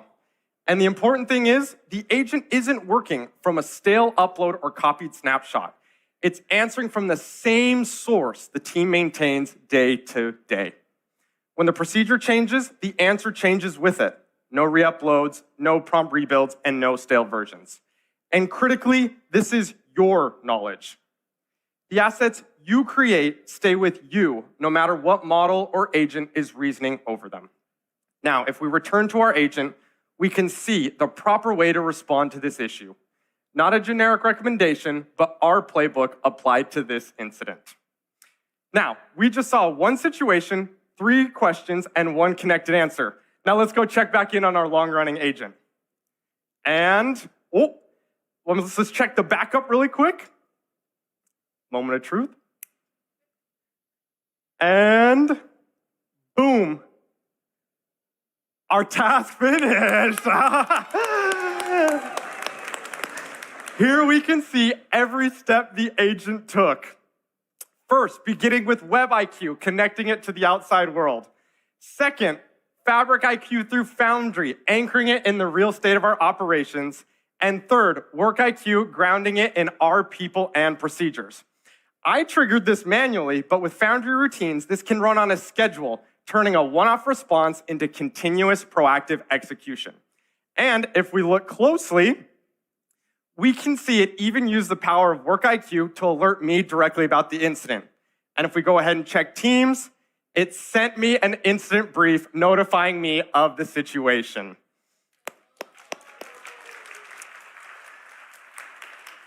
That's the power of Microsoft IQ. When a crisis hits, the team doesn't chase answers across a dozen systems. They ask a question and get a response grounded in the world, their operations, and their people, all in one place they can trust. Back to you, Satya. All right. Thank you, Elijah. And now, let's sort of move up from this context model layer to deploying these agents and thinking about the runtime. When you're building a first-class agentic system, you need a first-class agent runtime and a platform that we are going to ship both with Windows as well as part of Foundry in Azure. We want Windows to be a fantastic place to run and scale agents. And agents effectively are a new execution environment, right? It's a new paradigm even. They reason continuously. They generate and run code dynamically. They take actions across files and devices, as well as across the network.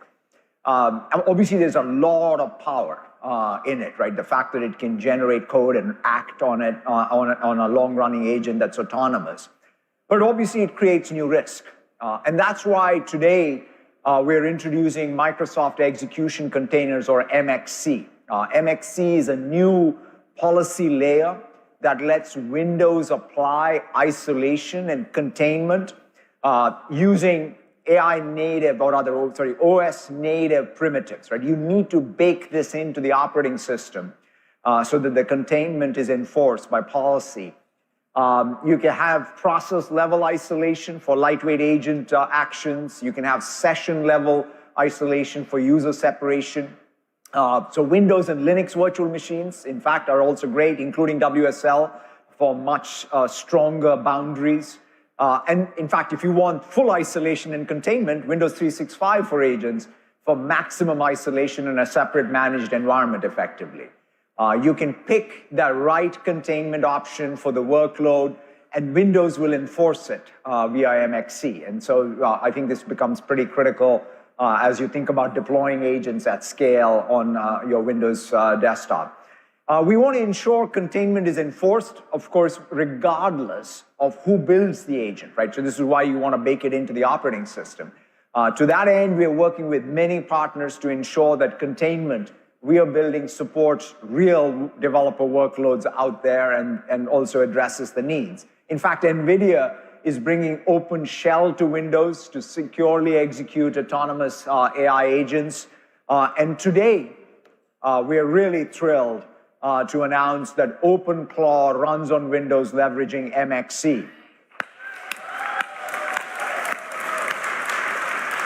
Yeah, we are very deeply engaged with the team to make OpenClaw run super well on Windows. And so let me hand it over to my colleagues, Scott and Samantha, to show you OpenClaw on Windows. Scott, Samantha.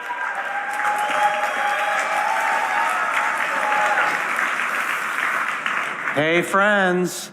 You know, OpenClaw came out in November of last year, and it took the world by storm. And for the last several months, I've been using my OpenClaw to stay on top of my health. My claw can help me manage my blood sugar, and it gives me even proactive notifications via heartbeat. I've got mine triaging my personal email, it's doing my GitHub issues and tracking packages, and it even buys me movie tickets. So Samantha, what are you using your claw for? That's cool, Scott. I turned my OpenClaw agent into my triathlon coach. I'm nowhere near ready for my race in September, but Coach Claude developed a work-back plan for me and is using my Strava data to notify me on how I'm progressing and to keep me accountable when I'm slacking. Now, we've both found our claws to be super useful, and that's why we're working closely with OpenClaw to make them successful and even more successful on Windows. We've been collaborating in the open on GitHub to bring you all an OpenClaw Windows companion app. It's going to help you set up your own claws or connect to existing ones, whether they're hosted in Windows or in WSL. And the Windows companion, we're going to sandbox the OpenClaw tool calls to keep you and your system safe. Yeah, you'll see the OpenClaw Windows Companion app running right now in the background. Go ahead and right-click on it, Scott. All right. That looks awesome. You'll notice immediately it looks like a native Windows app because it is. It's written in WinUI 3. It's got all kinds of information about my gateway, other machines that are participating in my claw, my sessions, and my usage. I've also got quick access to things like chat, Canvas, the main dashboard, and more. Let's jump into companion settings. Within the app, we've got full chat support with tool calling. And you'll notice down here in the corner, we've got lots of permissions options along with our sandbox configuration. Now, this sandbox is really interesting because this is using MXC, the Microsoft Execution Containers, and for this, we're going to be using process isolation. Now, newer versions of Windows are going to have even more containment options, so you're going to want to keep an eye out for more news with MXC in the future. Now, I can see that I've got one-click security option settings, but Samantha, talk to me about custom folders. Yeah, you've got full support about what files and folders you want OpenClaw to have access to, and really granular security features like clipboard access or talking to the internet itself. Now, I've given it read-only read access to your desktop folder. OpenClaw already has a rich safety layer, and that layer is only augmented more by appropriate containment that can be managed by me or policies applied by IT. Now, for the purposes of this demo, I'm going to do something really scary and ask OpenClaw to delete all the files on your desktop. That's cool, because I have a nice clean desktop. I think you're keeping a secret. You hid all your icons from the audience while we were on stage. That is I think we need to show the audience who you really are. so disrespectful. I know where everything is. Just don't touch my stuff. I know where they are. You know, Sam, I need to make sure that you're clear that a messy desktop is an organized mind. I'm pretty sure that that's the quote, right? So what we've done is we've asked OpenClaw to delete those files from the Windows node, and the only thing that is going to keep from happening is MXC, because we've turned off all of the many layers that OpenClaw offers, but our IT, in this case Samantha, has set it to read-only. So it's trying to go and delete all of those files. We can actually see the different attempts where it's going and deleting, and then checking the directory, and then deleting again, because it's very persistent. It wants these files gone, and I want them to stay. Oh, nope. The read-only sandbox is there. 94 JPEGs are still on the desktop. Absolutely. My desktop icons are safe from Samantha's reign of terror. Foiled again. Oh, my goodness. So bad. Today we've seen security sandboxing, WinUI 3, and open source brought together all in this alpha release of a Windows companion app. We think this app is a great opportunity to showcase OpenClaw on Windows, and it's only going to get better in the coming months. That is right. And by the way, I want to note that we're doing all this development work on this calm Windows development machine with all the tools that I love, like WSL, containers, and containment. And I've even got GitHub Copilot with multi-model support ready to go. Now, this is literally how the team and I have been working on the OpenClaw app on GitHub. Now, people might wonder how all of this came together. Turns out that over the holidays, I got a DM from this random guy on the internet, and it took me a couple of days to get back to him. And then when I did, we just had this kind of cool idea that maybe he should come to Microsoft Build. Now, I think there's one more person that we all want to thank for bringing the next generation of agents to world. Everybody put your hands together for the Claw Father himself, Peter Steinberger. God. Samantha, it's just showing off my secret DMs. I'm so excited to see OpenClaw native on Windows. You know, watching a claw try to delete all your desktop file and just fail made me really happy. Because 6 months ago, that totally would have worked. You know, I built OpenClaw to have access to everything. You know, my files, my machines, my chats, always on and fully open source. That's what makes it so powerful. And that's what also makes companies a bit nervous. You know, what I kept hearing was, Peter, I love my claw. Can I use this at work? And that's what we spent the last few months on, with Microsoft, GitHub, OpenAI, NVIDIA, just to name a few. We added observability. We added auto mode for permissions. We changed how access works. It's not all or nothing anymore. You can pick which folder should be read-only, which one should be write or hidden. So here's the news. You can totally run OpenClaw inside your company now. And we even made the harness itself a plugin. You can bring your own.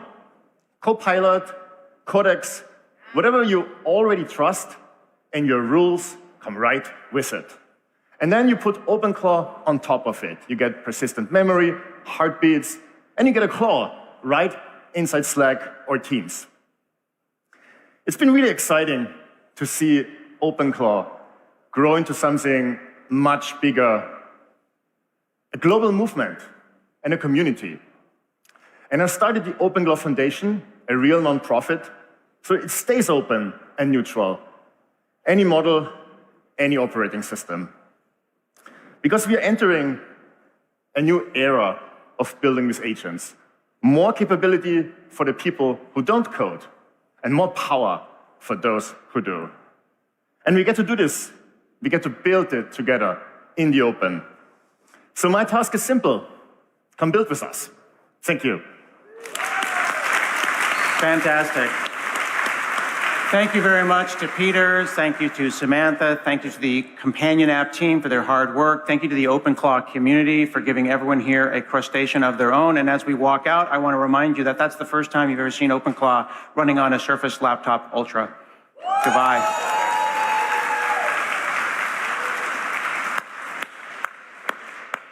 All right, thank you so much, Samantha, Scott, and Peter. It's so wonderful to see OpenClaw come to Windows and have all of that capability in terms of the security and that comfort to be able to have these long-running agents and unmetered intelligence come together. So now let's move from the Windows side on the edge to the cloud with Foundry. And we're building Foundry into this full application platform for the agent era, right? I mean, yeah, every era of the platform shift, when we moved to the cloud, we had the cloud-native app stack, and now we have the agent-native app stack in Foundry. We're particularly excited about the Foundry hosted agent as a runtime for long-running agents. Agents now have so if you're building in Foundry hosted agents, you can have all the IQ layers, you have the tools, you have the durability and the memory and the state. You have your own sandbox. In fact, it's a super fast sandbox that you can spin up. You can generate the rubrics and the evals. You can, in fact, have all the safety and the guardrails around your agentic system. And in fact, even one of the coolest things in Foundry is it's a continuously improving loop even, right? It's got that self-improvement loop built in, right? So you build an agent that's continuously getting better. And I'm really also excited today to announce a partnership with Fireworks AI, bringing, in fact, all of their open weight models to Foundry. That means giving you as developers more choices, as well as their great inference stack, to build the next generation of these agentic applications with all the enterprise rails that Foundry has, as well as the governance Foundry has. So really excited about that partnership. And so now that brings us to the tools. GitHub itself is at the heart of all this. In fact, Jensen spoke to this. The GitHub is not just about the code repo.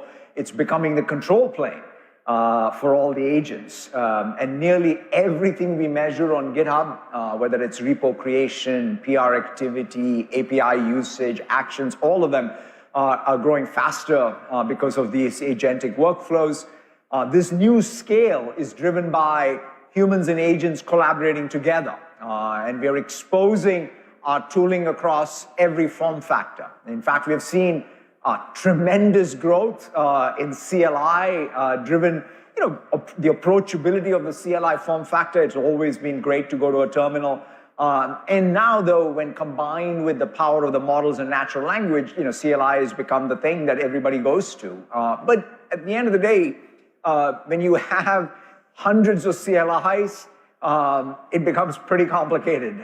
It doesn't scale, especially the cognitive load that I have when you have 100 CLI sessions open is such that you kind of need something new. And so that's what has led us to build, we need like this tool essentially that has the speed and the flexibility of a CLI, but has the capability of an IDE and the ability to scale to infinite number of agent sessions.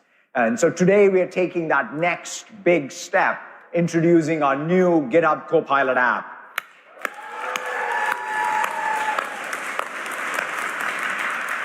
And we realize that it's not sufficient, right? Because you still have a backend to deal with, right? Code is easy to generate, but what about the backend? So you need to contend with identities, storage, database schemas, and that's why we're really super excited about Rayfin. Rayfin is an agent-first SDK that connects your agents to a backend as a service, and we're bringing this to everywhere you build. That's why I'm, again, super excited about Rayfin and the partnership with Replit. You can now build apps in Replit while you can build the app in Replit while the app and data are deployed into the enterprise managed Fabric tenant thanks to the Rayfin SDK. And so this Rayfin SDK is available now for anyone else to be able to use with their tools as a backend and essentially have this backend service. And now to show you all of the Foundry and Rayfin and building agents and the long-running agents, let me invite up on stage Cassidy. Cassidy, take it away. Hello, everyone. I'm so excited to be amongst my fellow devs today. This has been a long day. Fix your shoulders, sit back, you're ready. I see a lot of you sitting up. Great, great. I know you're drinking from the fire hose of information today, so I want you to go into the next few minutes thinking, what can I try out on my laptop later today? So as Satya said, we're going to show you Rayfin, but first, I can't wait to show you the new GitHub Copilot app. This app is your home base for development and operations on your computer, and we think you're going to love it. So let me show you around.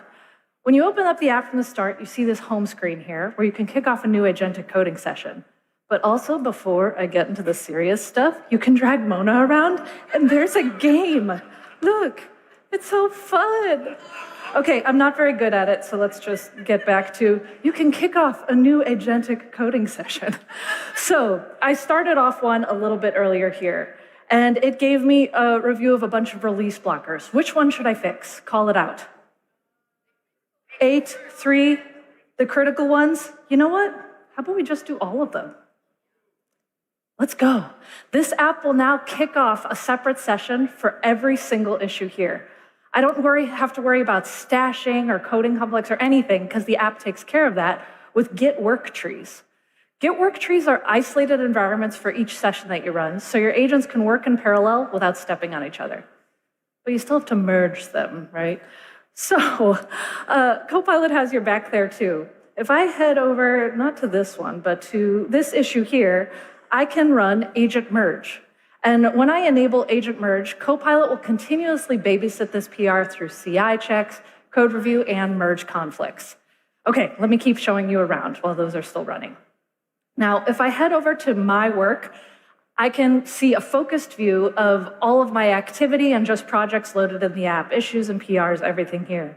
And then under automations, I have a bunch of reusable sessions and workflows that can run locally or on the cloud.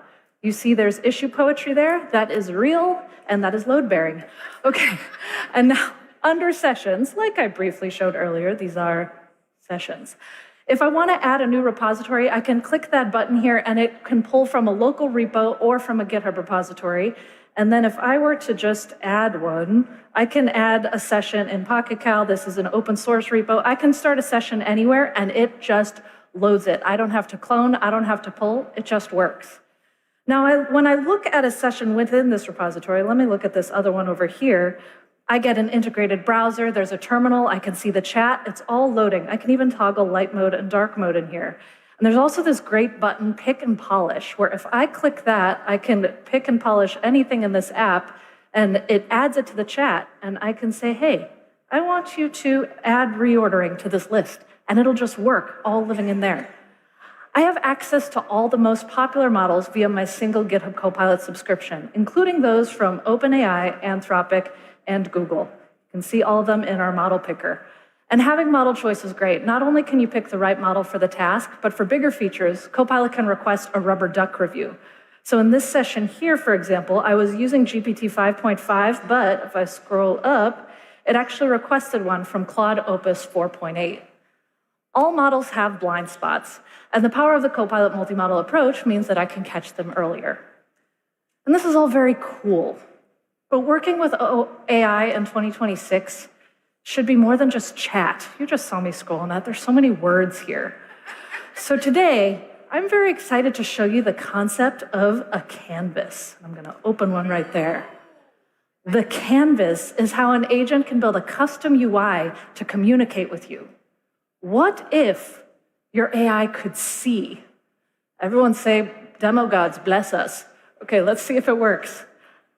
Here's a fun canvas where, if I get the camera going, okay, the agent shows your PRs down here, and I can toggle it with a thumbs up or a thumbs down. Let's approve it. Hey, it's so fun. And they could go so much deeper if you want. This is just the beginning of what you can do. So again, I kicked off a bunch of different sessions earlier. This is a Signal Box app. It's 100% agent built. It's containerized with a database backend. Would you be able to deploy this to your enterprise with no questions asked? Be honest. No, yes, exactly, no. But you can with Rayfin. And that is very, very exciting. Let me open up a new terminal over here. All I have to do is type Rayfin up. And then, demo gods bless us, come on.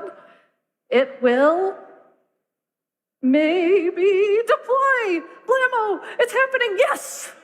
And all hosted on Microsoft Fabric. Okay, I know that's a lot, With Rayfin, your agents get a complete enterprise backend, so you can deploy with confidence in the way that's best for you. But this is the key thing to remember. This app is not just another session manager. Yes, it is. It manages a lot of sessions, but session managers just make it easy to create work, but GitHub Copilot helps you to finish it.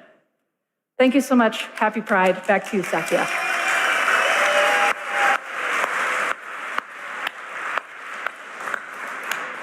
All right. Now we're back to IDEs that have UI. That's sort of so cool. It's kind of comes a full circle. Now let's talk about how you can observe, govern, and secure these agents. Agent 365 is the agent control plane. Agent requires their own identities, access controls, even when they're working on your behalf, right? You just want that work on behalf identity to be enforced. So we extended Entra. Agents need real-time defense, so we extended Defender.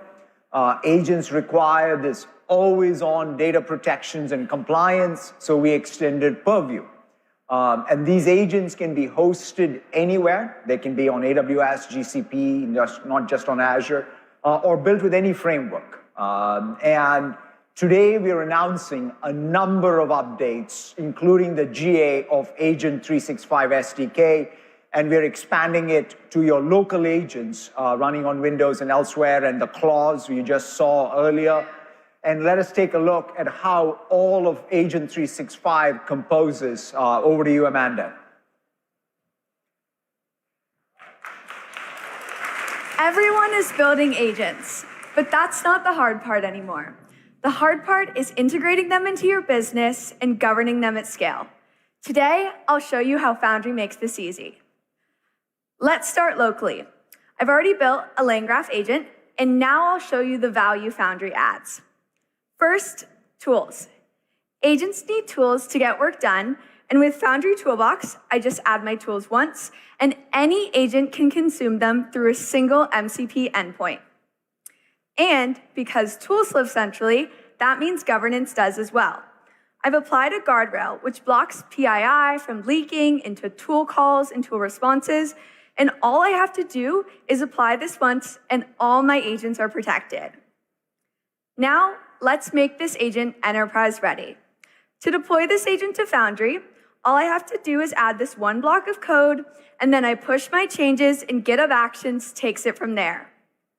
Once deployed, I can actually use this agent in the same Foundry extension I showed you earlier, and let's now test it out. I'm asking it to track a few open items from a stand-up I had earlier today, and what's actually happening right now is Foundry is spinning up a dedicated micro VM just for this session, and the session even gets its own persistent file system.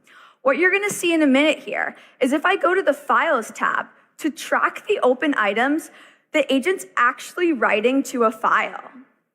Pretty cool, right? Plus, Foundry now has server-side traces and built-in evals to show me exactly what happened on every run. But how do I know if my agent's doing a good job? That's what Foundry's brand new rubric evaluators are for. It's super simple. With just one AZD command, Foundry reads my agent and then generates the evaluation criteria for me. In other words, it creates a rubric personalized just to this agent. Now let's check out this rubric in Foundry Portal. Look at these dimensions. Governance outcome correctness, prescribed source usage. I didn't write any of these. Foundry generated them from production traces. And with this rubric, I can score my agent and run evals, but we can do so much more than that. That's where Foundry's brand new agent optimizer takes over. Here's how it works. It tunes 4 things: the model, instructions, tool descriptions, and skills, and then it generates improved candidates and scores each one using the rubric I just showed you. Here, I can view the candidates, I can see the strategy used, I can see their scores, and I can actually view exactly what changed. This candidate, for example, improved its score by updating the model and the system prompt. Foundry then makes it super easy to deploy the best candidate as a brand new agent version. But this is not a one-time thing. Every run feeds the next eval, and every eval tells the optimizer where to improve next. So your agents now get better the more they're used. But now, let's put this agent to work. I've published my agent to Teams and M365 Copilot, and right now I'm gonna ask it to just catch me up on what I've missed, because I've been offline all morning, but my agent hasn't. While it works on that though, let me explain what makes this agent different. This is an autopilot agent, which means it has its own identity and productivity license, so it can work across M365 on its own behalf. Earlier, you saw me using this agent by myself, but shipping a feature in a new release takes a whole team, and that's why this agent lives in our team's group chat. Now let's check out how it did. It summarized all updates and called out the key features I need to be tracking. But to put an agent like this actually to work in your enterprise, governance needs to come first. And that's why every autopilot agent requires admin approval. Here, admins can review all critical details, and they can even choose who has the ability to talk to the agent. But it doesn't end there. Even after approval, admins can continue to monitor the agent and block it at any time. But governance cannot apply to just one agent.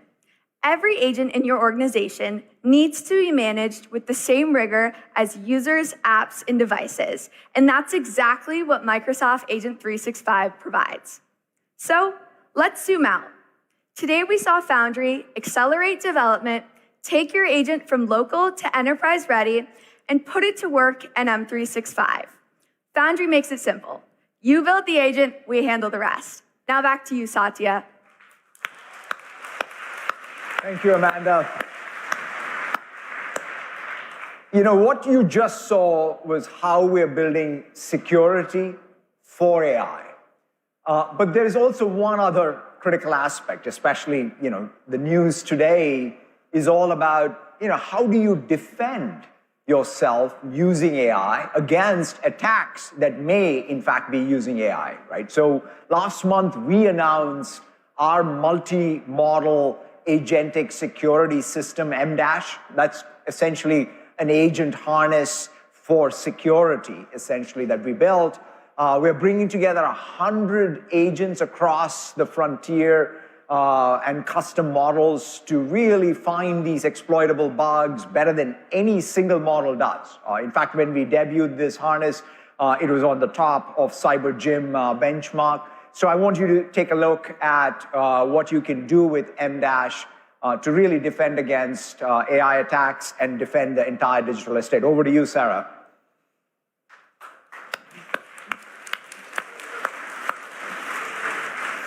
Thanks, Satya. Now, we all know that security scans can take a while, so I'm not going to do one live. So let me show you the results of an M-Dash scan I already ran on my code base.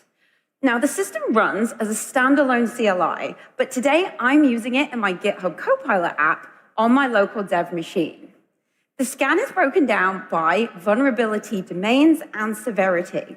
And it's also an additional to finding traditional issues like coding errors and hard-coded secrets. It's also identifying AI-specific vulnerabilities in the code base.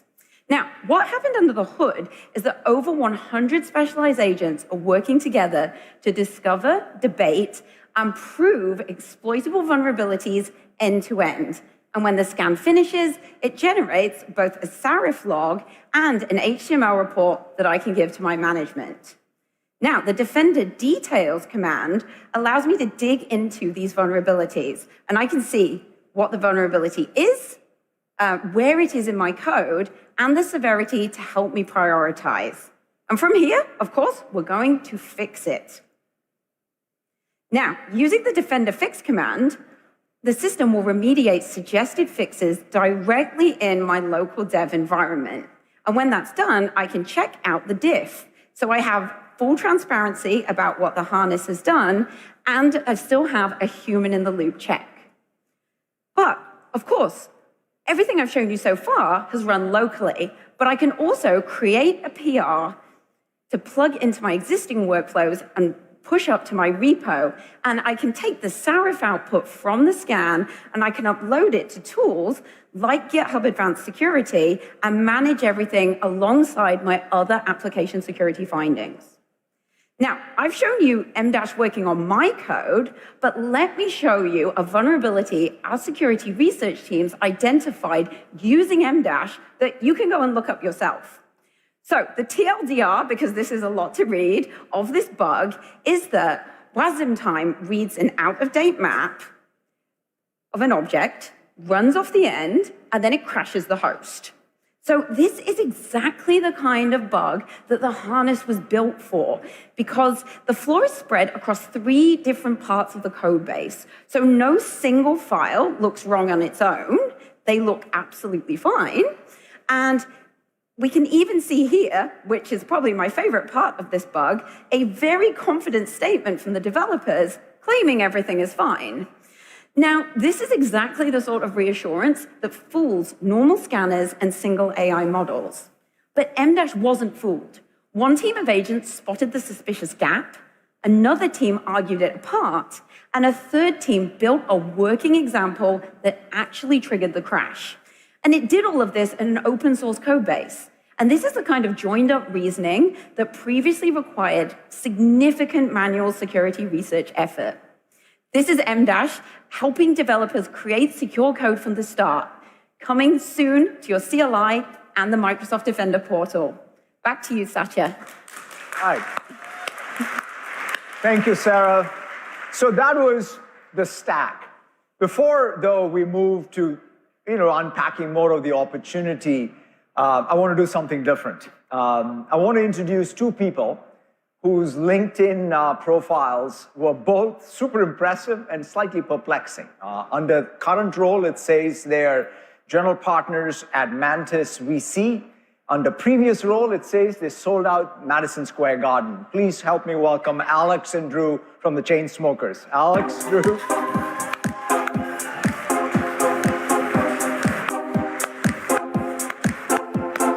It's so wonderful seeing you, Alex. Thank you so much. You know, one of the things when my team came to me and said, hey, we're going to have Chainsmokers at Build, I thought maybe that's what we're calling our new GitHub Copilot app. But, you know, it's so, I thought maybe they're your fans. But tell me about how you got into this. I mean, you've been at it now for what, 12 plus years as venture capitalists or angel investors first, and you've had your firm now for 7+ years. And you even picked what I would have not thought is the natural place, which is B2B SaaS even as the first place. I mean, just give us a little bit about the backstory on this. Sure. Well, hey, I'm sure you guys are wondering what timeline you're on where the Chainsmokers are at Microsoft, Bill. But hey, how are you?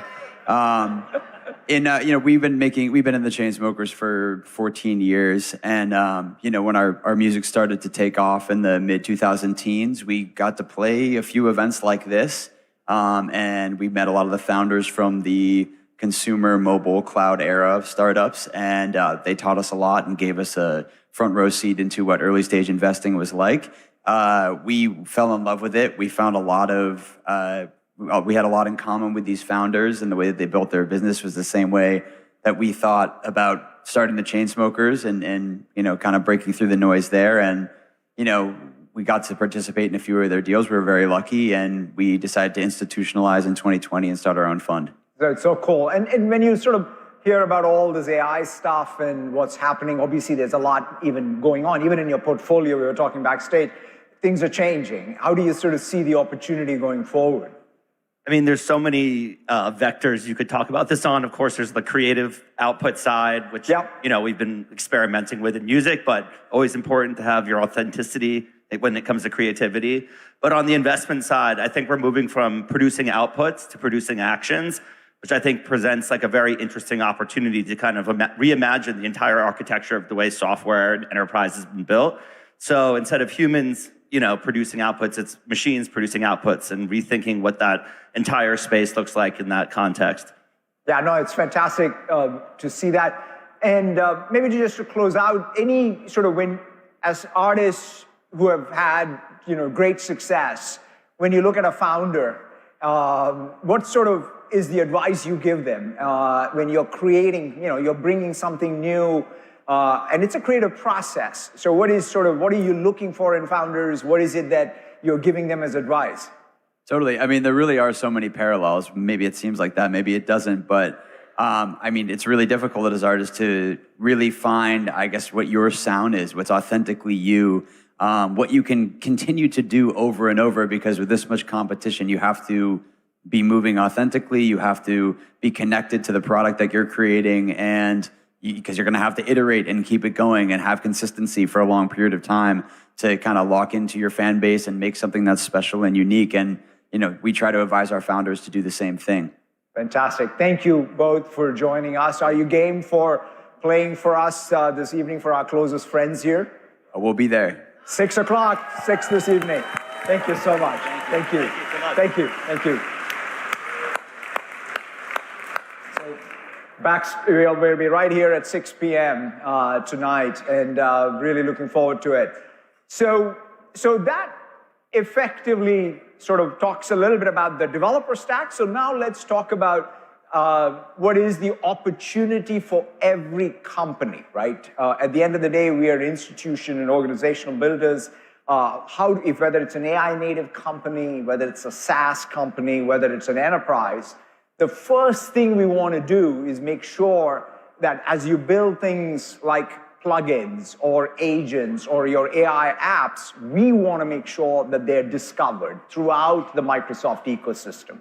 That's job number one for us. That's why we're doing the things we're doing in Windows or the Microsoft 365 Copilot or in Teams or in GitHub.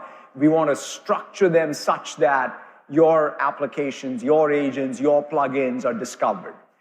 Customers are also building lots of line of business applications, line of business agents, then using Copilot Studio, and we want to make that all discoverable again as part of the Copilot experience. And Teams, in some sense, has become this destination for multiplayer human-to-agent interaction.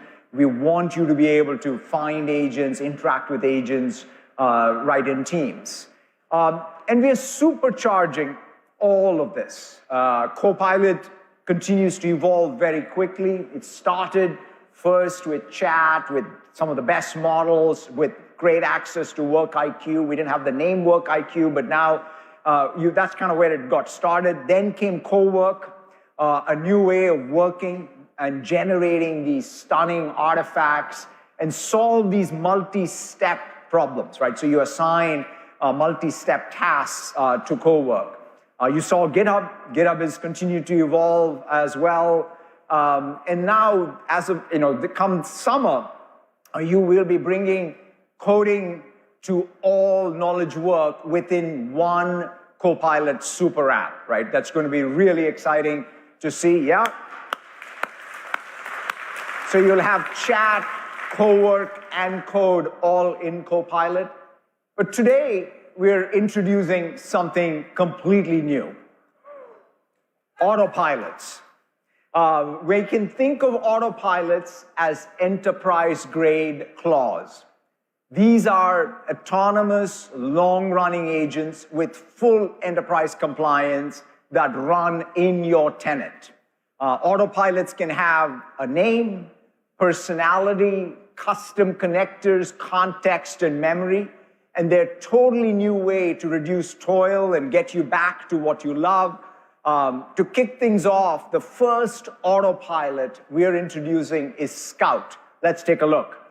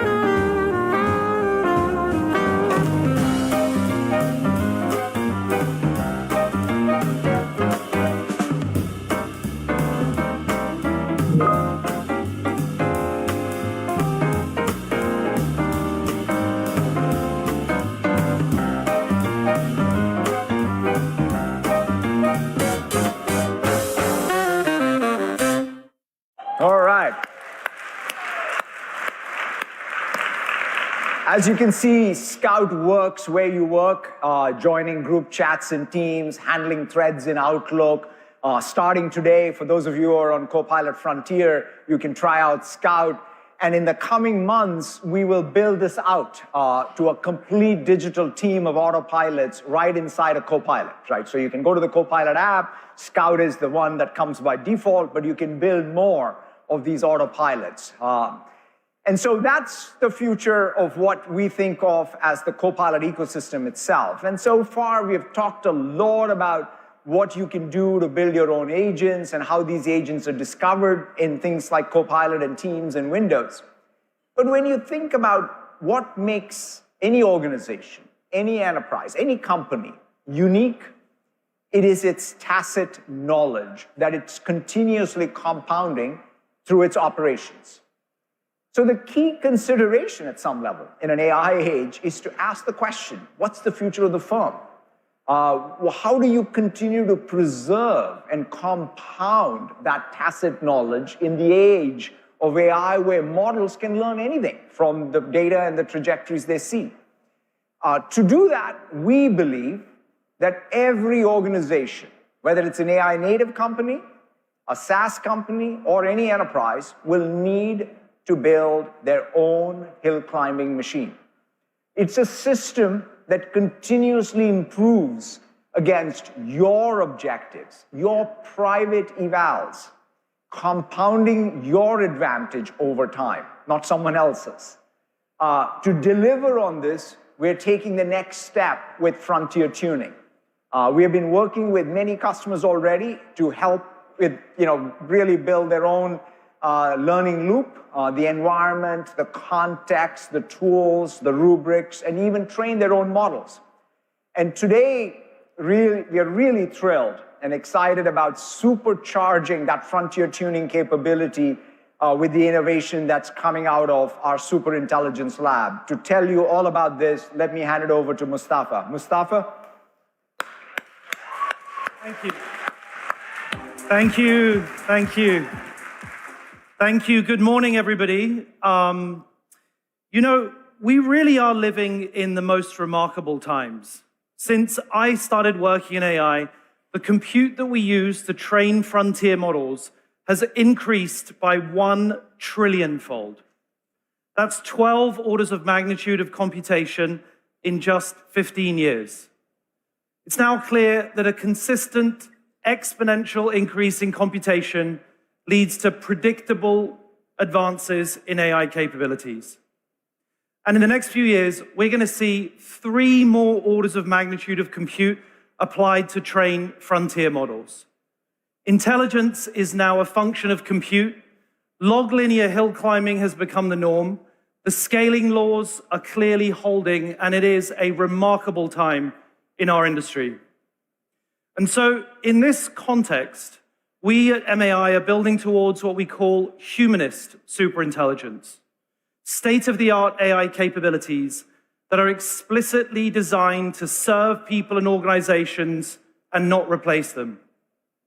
Because the type of AI that we create really does matter. We need an AI that places humanity first, that always prioritizes human well-being and human progress. This is the core philosophy and motivation behind our superintelligence efforts at Microsoft, and it shapes everything that we do. And as a platform company, our job and our commitment is to keep you developers building at the absolute frontier. So today, we are very excited to announce a family of 7 new models across image, voice, transcription, and coding.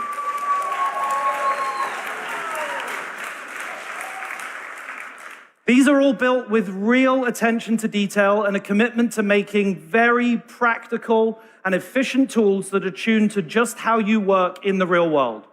So first up, MAI Image 2.5 and its Flash variant, 2 super strong models that deliver a step change in quality, now at number 2 on the leaderboard, surpassing the score of Nano Banana 2 on image editing. They give you precise editing with incredible control and consistency. Flash is here for super efficient production workloads, while 2.5 gives you that maximum fidelity and professional grade performance. They're live in PowerPoint today, they're rolling out to OneDrive, and right now you can access them on Foundry at a market-leading quality per dollar. Next up, we've got MAI Transcribe 1.5. This is the best transcription model in the world. State-of-the-art accuracy across 43 languages, beating out Gemini and OpenAI's flagship transcription models.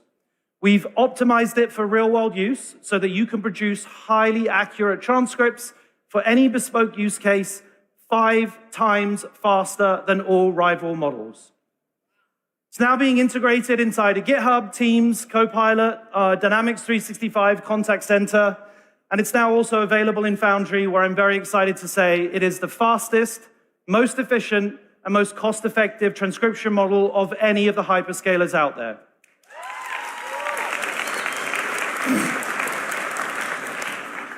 So paired with that, we've got MAI Voice 2. This is our latest speech generation model. It has beautiful prosody, natural sounding delivery, fine-grained emotional control, and it's available in 15 languages with many more coming soon. We're also announcing Voice 2 Flash, and that provides the very best value and speed for ultra latency sensitive voice agents, which of course is the big thing in 2026. Next up, our text foundation model, MAI Thinking 1. This is our first reasoning model, and it's exceptionally strong in our target use cases of reasoning and SWE tasks. It's a 35 billion active parameter MOE with a 256K context window. That means that it competes in the medium-sized weight class, where it's certainly punching above its weight. And independent human raters on Surge prefer it in overall quality side-by-sides versus Sonnet 4.6. It's achieved 97% on AME 2025, which is obviously the key measure of its general purpose reasoning abilities. But most importantly of all, it's now at 53% on SWE-Bench Pro, which places it right alongside Opus 4.6, at least on the toughest coding benchmark that's out there. So we're very happy with that. Now, there's plenty more for us to do as we get this into production and hill climb against real-world tasks and real-world traffic. But what is actually most remarkable about this model, we think, is that it is climbed entirely from the bottom.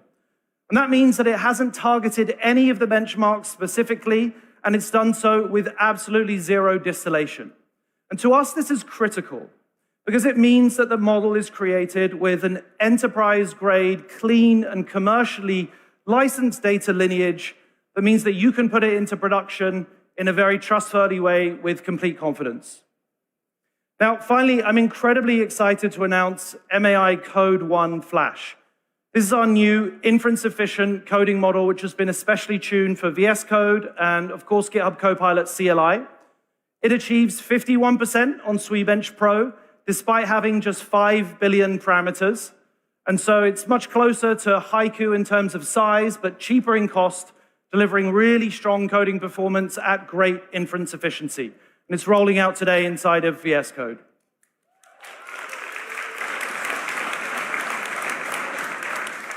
Now, alongside distribution on Foundry and optimization for our 1P products, we're also very excited to make our models available on Open Router as well as Fireworks and Base 10. So this means that for the first time, you're going to be able to tune the weights directly yourself in an ecosystem of your choice. Now, across this entire family, safety and security have been built in from the start. Our voice models come with protections against unauthorized cloning. Everything is watermarked from scratch. We've reduced our over-refusals, improved representation, including for people with disabilities. We're also publishing a very detailed technical report today to give you a full and transparent understanding of how we've put all of this together. Now, one of the things I'm particularly excited about is that we have been carefully co-designing our models with our own silicon. So that means that we've optimized MAI Thinking 1 on our very own Maya 200 chip and benchmarked it head-to-head against the GB200. And so on top of the 30% performance improvement that Satya talked about earlier, we're now seeing a further 1.4x performance per watt gain when we run our MAI models on the Maya 200 end-to-end. And that's huge, because as everybody knows, at this scale, every watt counts. And silicon and model co-design is a really key advantage that we think is going to help keep everybody here right on the frontier with the most efficient and most powerful thinking and coding agents out there. We're also super excited that these faster and more efficient MAI models are coming to the N1X that Satya mentioned a few moments ago. And we think that's going to be able to deliver the very best performance on Windows in a few months' time. Now, to us, this is what owning the full stack end-to-end looks like. It's the foundation of Microsoft Frontier Tuning, lets you customize the MAI models using our full stack hill climbing machine right where you want it. And it means that the disciplined and very relentless engineering that has gone into building our models is now available to all of you on a platform that you can trust, working on your behalf to create custom agents that you will control. So the really big thing, of course, that's happened in the last year is these RLEs, reinforcement learning environments, these unique training gyms for your AIs. They create company and task-specific agents adapted only to you, built on MAI models. So for example, within Microsoft, we use our RLEs combined with our MAI models to climb towards the best agentic use cases on Excel. Our MAI-tuned model is now on par with GPT 5.4 on public and private benchmarks, whilst at the same time being 10 times more efficient on cost. Thank you. You know, and many other early adopters are seeing similar results. When we've tuned our models on McKinsey's tasks, MAI delivered the highest win rate, even outperforming GPT 5.5, and again, delivering 10x greater efficiency on cost. So to us, this is the advantage of very carefully calibrated frontier tuning.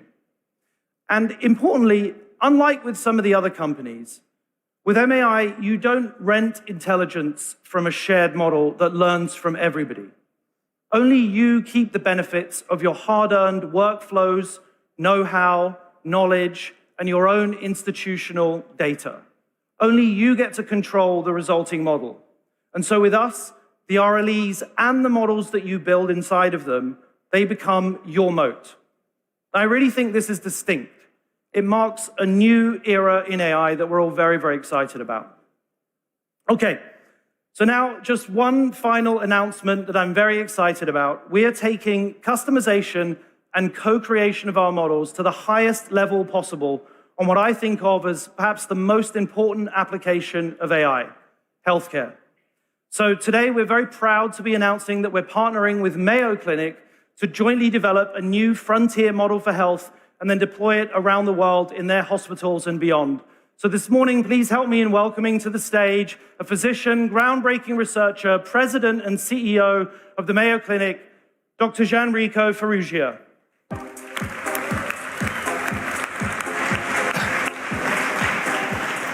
Thank you so much for being here, Gianrico. Now, of course, everyone will recognize Mayo as perhaps the leading hospital in the world with an incredible track record of research and innovation and clinical practice. Tell us a little bit more about what you hope to get out of our collaboration. Well, first of all, thanks for having me here. Thanks to Satya as well. Mayo Clinic is known for being able to live up to our primary value. The needs of the patient come first. We deliver outstanding healthcare. We're ranked the #1 healthcare organization in the world. Yet we know most people in the world will not have access to Mayo Clinic. So 7 years ago, we decided to create a platform, the Mayo Clinic platform, moving all of healthcare from a pipeline to a platform. And with our partners, that platform now is in 4 continents and reaches about 100 million people. It has created the largest, to our knowledge, deepest longitudinal healthcare data set in the world, multimodal, including genomics. So here together, now we have the opportunity to do what we do best together, which is create a frontier model for healthcare. What it means if you're a patient, if you're somebody interested in healthcare, you can get clinical and logistical answers to your healthcare. But if you're a healthcare provider, if you're a physician, it can give you insights, it can act as your real-time team member that can tell you what is likely to happen next, but it can also prevent harm and therefore increase patient safety and giving valuable insights that make the team better at giving you what you need most, which is better healthcare. Yeah, and I think that one of the things that we're most excited about is that the models are already pretty incredible at textbook knowledge. They've read all the journals and all the papers, but what they're really lacking is the kind of clinical practice and clinical expertise of your team and your clinicians that you developed over the last many decades. So how do you think we might go about using that clinical practice to improve the performance of the model in production? So the exciting part here is we each do what we do best, and we can tackle something that has eluded healthcare for a long time, trusted, scalable solutions. And to do that, you need to have the right data, you certainly need to have the right people, but you also need to have a very patient-focused lens. And between the two of us, we now have all this together, so we can build this frontier model and then offer safe, secure, trustworthy, and of course, effective healthcare solutions for all. Well, our #1 objective, of course, is to put the patient first, deliver the highest quality we can in a trusted way, and then hopefully share that with the world over. So we're very excited for this partnership. Can't wait to share more with everyone in the future. Us too. Thank you. Thank you.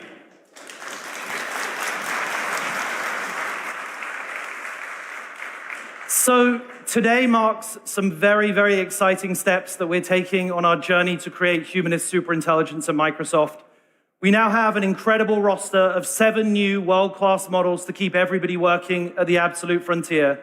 And we're really looking forward to everybody being able to co-create your own unique agents adapted to you that you'll control. I really feel like this is a new era in AI, an era of AI that you control on your terms. So let's build it together. Thank you very much, everyone.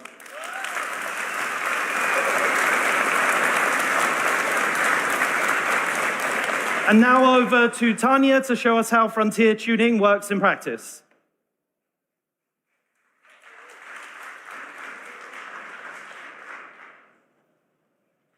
Thanks, Mustafa. With frontier tuning, we're making it possible for you to create your own enterprise AI with the models and the harness tuned on your data and your workflows. Let me show you how you can build your own hill climbing machine. MAI Thinking 1 is now available in private preview in the Foundry model catalog. You can go ahead and deploy the model as is, or if you want to go on your own hill climbing journey, you can start by clicking the fine-tune button. Now I'm in the fine-tuning UI. The first thing I'll do is add my data set. Next, I'm going to add a grader, and that's it. I go ahead and submit the job. Couple of hours in, I see how the model is learning. It generates rollouts, it scores them, and we start to hill climb. Now, if you want full control over your RL training loop, let me give you a sneak peek into our low-level training API. You can see here I have the MAI Thinking model. I can also configure my rollout strategy as well as my hyperparameters to define exactly how I want my training algorithm to work. In fact, I can also incorporate my own RL gym here by defining the tools that this model interacts with. All right, you just saw all the code. But as an M365 customer, you're never starting from scratch. Let's hop on to Copilot. As a part of frontier tuning, we're introducing a new way to build RL environments based on your data and your workflows. One of our customers, Land O'Lakes, one amongst the largest agribusinesses in the United States, is in fact using this to perfect that butter on your morning toast. Let me walk you through their environment. Now, on a high level, the environment consists of skills, knowledge, and tools. But in the back end, we create an entire RL gym for your agents to continuously learn the way that you work. Now let's look at the butter report generation skill here. These tasks are very complex. They require many manual steps and a high degree of precision. Now in these tasks, even 80% accuracy isn't good enough. To hill climb to higher accuracy, we're extending the industry definition of skills to include rubrics on what good looks like. But this is just one task. How do I scale this to codify all of the tasks in an enterprise? You spend a lot of time in M365, in Teams, Outlook, Word, Excel, and PowerPoint. We use those signals to suggest skills and rubrics that truly define the way that you work. Next, you can add your organizational knowledge for grounding, like from OneDrive, SharePoint. Now, the environment comes built in with Microsoft tools, and you can add custom tools to it. Because these tools tap into real workflows, we virtualize them to simulate execution so the model can learn without actually impacting the live state of your business. And now, my most favorite part, the science.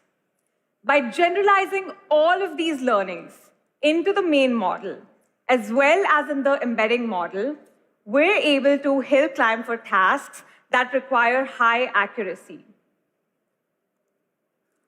And not only this, we are able to hill climb to more than 90% accuracy for Land O'Lakes tasks using the MAI model. In fact, we estimate this model to be 10x more efficient than the baseline models. Now, with this environment set up, let's go back to butter reporting. Let's run this task, this time using this tuned environment as an inferencing harness. Now, usually this task takes a couple of minutes to run. In the meantime, I will show you a cached response. Now, as you can see here, the agent has leveraged test time tree search with multiple models, including a fine-tuned model. And what you see here is a summary that doesn't feel generic. It feels undoubtedly Land O'Lakes. And that's not it. The task holds itself to high standards, and it continuously retrospects and evaluates itself. This way, with frontier tuning, your agent continuously improves with your compliant RL environment on your data, encoding the way you work. Now that is what I call frontier tuning as smooth as butter. We cannot wait to see the environments you build. Back to you, Satya. Right. Thank you so much, Tanya, Mustafa, Genrico. Thank you for the partnership here. What you just saw is a pretty significant shift. We believe that times come for every company to just move from consuming a frontier model to fully participating at the frontier in the frontier ecosystem. That's the transition. You can have your own private evals and outcomes, your private RLEs and traces, your enterprise knowledge, create this scaffolding for models to hill climb. That's what will allow you to create that differentiated IP that you own, you control. But the second salient point is that there is a new operating point at the frontier, where you can use a very efficient reasoning model and a coding model and achieve frontier level performance because you've done the hard work of creating that environment, that RLE, that hill climbing machine in which these models with your traces can hill climb to the frontier. So we think that the combination of this two is a pretty big game changer in how people think about what does it mean to operate at the frontier? What does frontier tokens look like? How are you in control? What's the future of a firm? These are the big questions. And really an ecosystem that gets built around as opposed to a few models that just are hungry for all data. To close out though, I want to talk about the frontiers beyond that push this ecosystem of ours and really say, what's the next big thing? Bending the curve, when Mustafa talked about this with Genrico when it comes to health, but building, that scientific discovery loop can have perhaps the biggest societal impact, right? Science today still is a little too linear. You create a hypothesis, you form a hypothesis, you run an experiment, you wait for lab results, which is out of band, and then you begin again. But what if the scientific method itself could become more continuous, more parallel, more programmable? That's what we're doing with Microsoft Discovery, right? Discovery brings together the models, the HPC compute, the knowledge graphs of all the scientific knowledge, the automated lab and simulation into one agentic discovery loop. And so today, I'm really thrilled to GA Microsoft Discovery and to show you all of this in action. Let me invite up on David on stage. David, take it away. Hello. I work in the Microsoft Discovery and Quantum team. Today, to recycle a PET plastic like this bottle, you have to shred it and melt it. The result is degraded. You cannot use it to make this bottle again. It's downcycling. Cambridge Consultants, part of Capgemini, is using Microsoft Discovery to advance that research. Let me show it to you. This is the Microsoft Discovery app. It is based on VS Code because agentic discovery has many parallels with agentic software engineering. Today, I want to do these three things as a scientist. First, I want to write a scientific paper about this topic. I'll explore an existing line of research. Instead of melting the plastic, I can use proteins to decompose it, so you can recycle it again and again. Second, I want to perform the actual discovery to find new proteins. And third, I want to create a lab protocol to test the results in a real lab. If you are a developer, these 3 steps should be very familiar to you. They look a lot like planning, coding and testing, and deploying to production, but for science. Let's launch it. This will kick off the discovery engine. You can think of it as a team of specialized agents always running in the background, following the scientific method. You can see those agents here, and you can add more. Microsoft Discovery includes a community of agents, models, and tools across many domains. You can use open source, third parties, or create your own. Okay, so this is still running, and it will be running for a while, even hours or days, because the discovery engine, like science, is not sequential. It is exploring hypotheses and performing long-running simulations dynamically. So let me open one that is already completed. You can see the files that it created here. This one is the research paper that I was asking for. To create it, Discovery is using a knowledge graph internally, bringing together public scientific literature and internal knowledge. This is a critical asset because it provides complete visibility of the reasoning, so scientists can be in full control. We can go now to step 2, the discovery itself. Let me open the output for that one. So, how do you come up with new proteins to decompose plastic? This is the approach that Discovery took. First, you need an AI model to predict how good a protein is for that. Then, you need a way to generate new proteins. And finally, you need to identify the most promising ones. So let's start with the model. Microsoft Discovery trained multiple models and picked the best. And there's no out-of-the-box agent for that. But that's okay. If Microsoft Discovery does not find an agent for a task, it will create one on the fly, which is pretty cool. So here's all the files that it created. This one here is the YAML for the agent. And this one, for example, is the Python code to train the models. Now we need to generate candidates for new proteins. And that task requires a lot of compute. Discovery is integrated with HPC, so agents can use it for complex simulations. You can see the process here.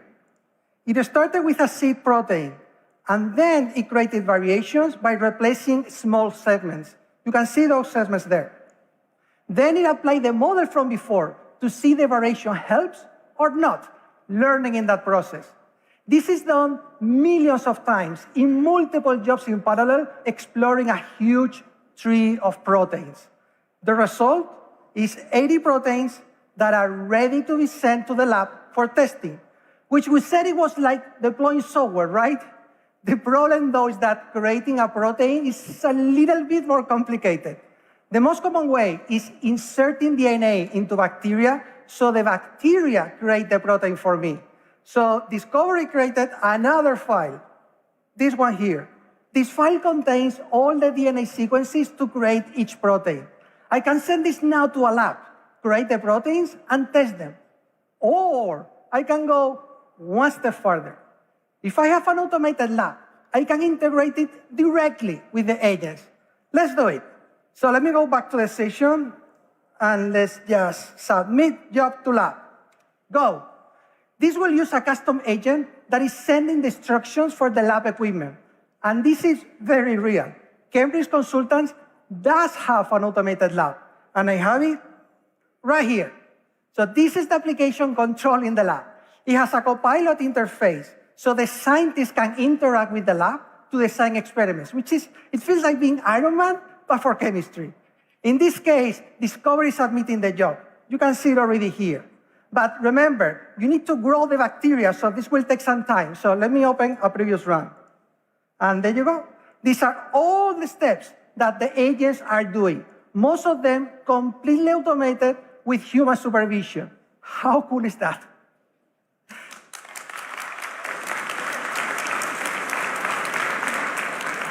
This is bringing together the physical world and the digital agents in a unified discovery loop.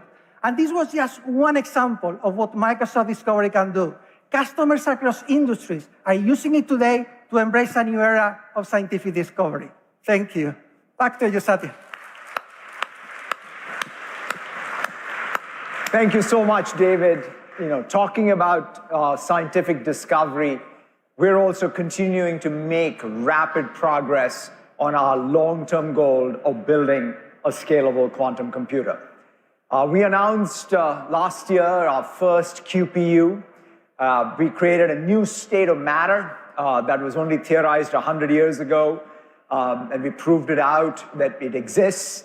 Our vision was to take a very radically different approach to addressing the fundamental barriers to building a scalable quantum machine, which is all about reliability, speed, as well as size. Since then, we have continued to make progress across the full quantum stack with both our academic and industry partners. In fact, in Keynote, we will have a quantum computer powered by atom computers, natural atom computers, with our stack in there. We are also working with Algorithmic and Columbia and ETH Zurich. And we ourselves, in fact, use this discovery agentic loop to accelerate the work in quantum, compressing years of research into this last year. And today, I'm really thrilled to announce Majorana 2. And so this is Majorana 2. Majorana 2 implements the next generation material stack that we use discovery to discover and build and help fabricate. The resulting qubits are exceptionally reliable and capable of maintaining their state much longer, while other common approaches deliver a lifetime of just microseconds or even milliseconds. Majorana 2 provides qubit mean lifetime of 20 seconds or up to even a minute, essentially 1,000 times higher than what we were able to achieve with Majorana 1. And the operations, and this is so key, operations in Majorana 2 are 1 microsecond, enabling pretty complex quantum computation in that lifetime. And all of this in the same qubit form factor of Majorana 1, in 1/100th of a millimeter controlled all digitally, which is again a super important aspect, making it all possible to fit 1 million of these qubits in a chip smaller than a credit card. It's this combination of the reliability, the speed, the size that makes the topological approach so unique. With Majorana 1, we had proven out the foundational physics, and with Majorana 2, now we begin the engineering scale. But ultimately,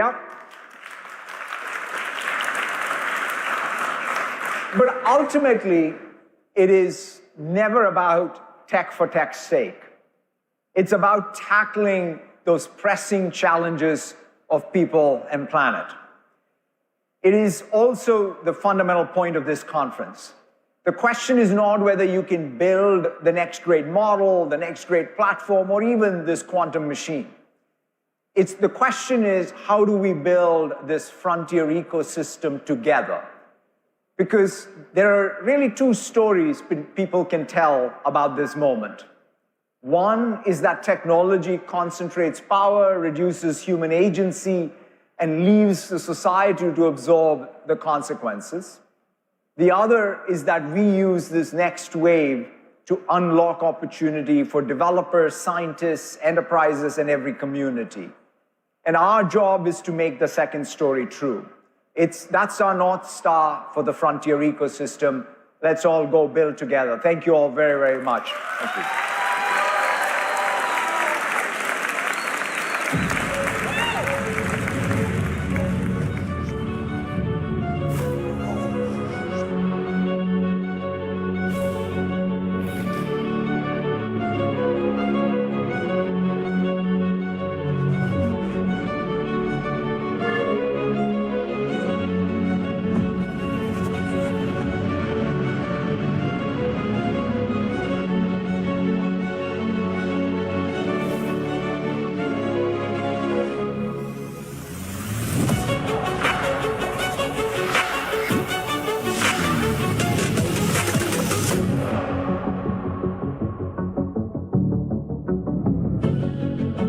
one of those rare moments when something that once felt beyond imagination suddenly feels within reach.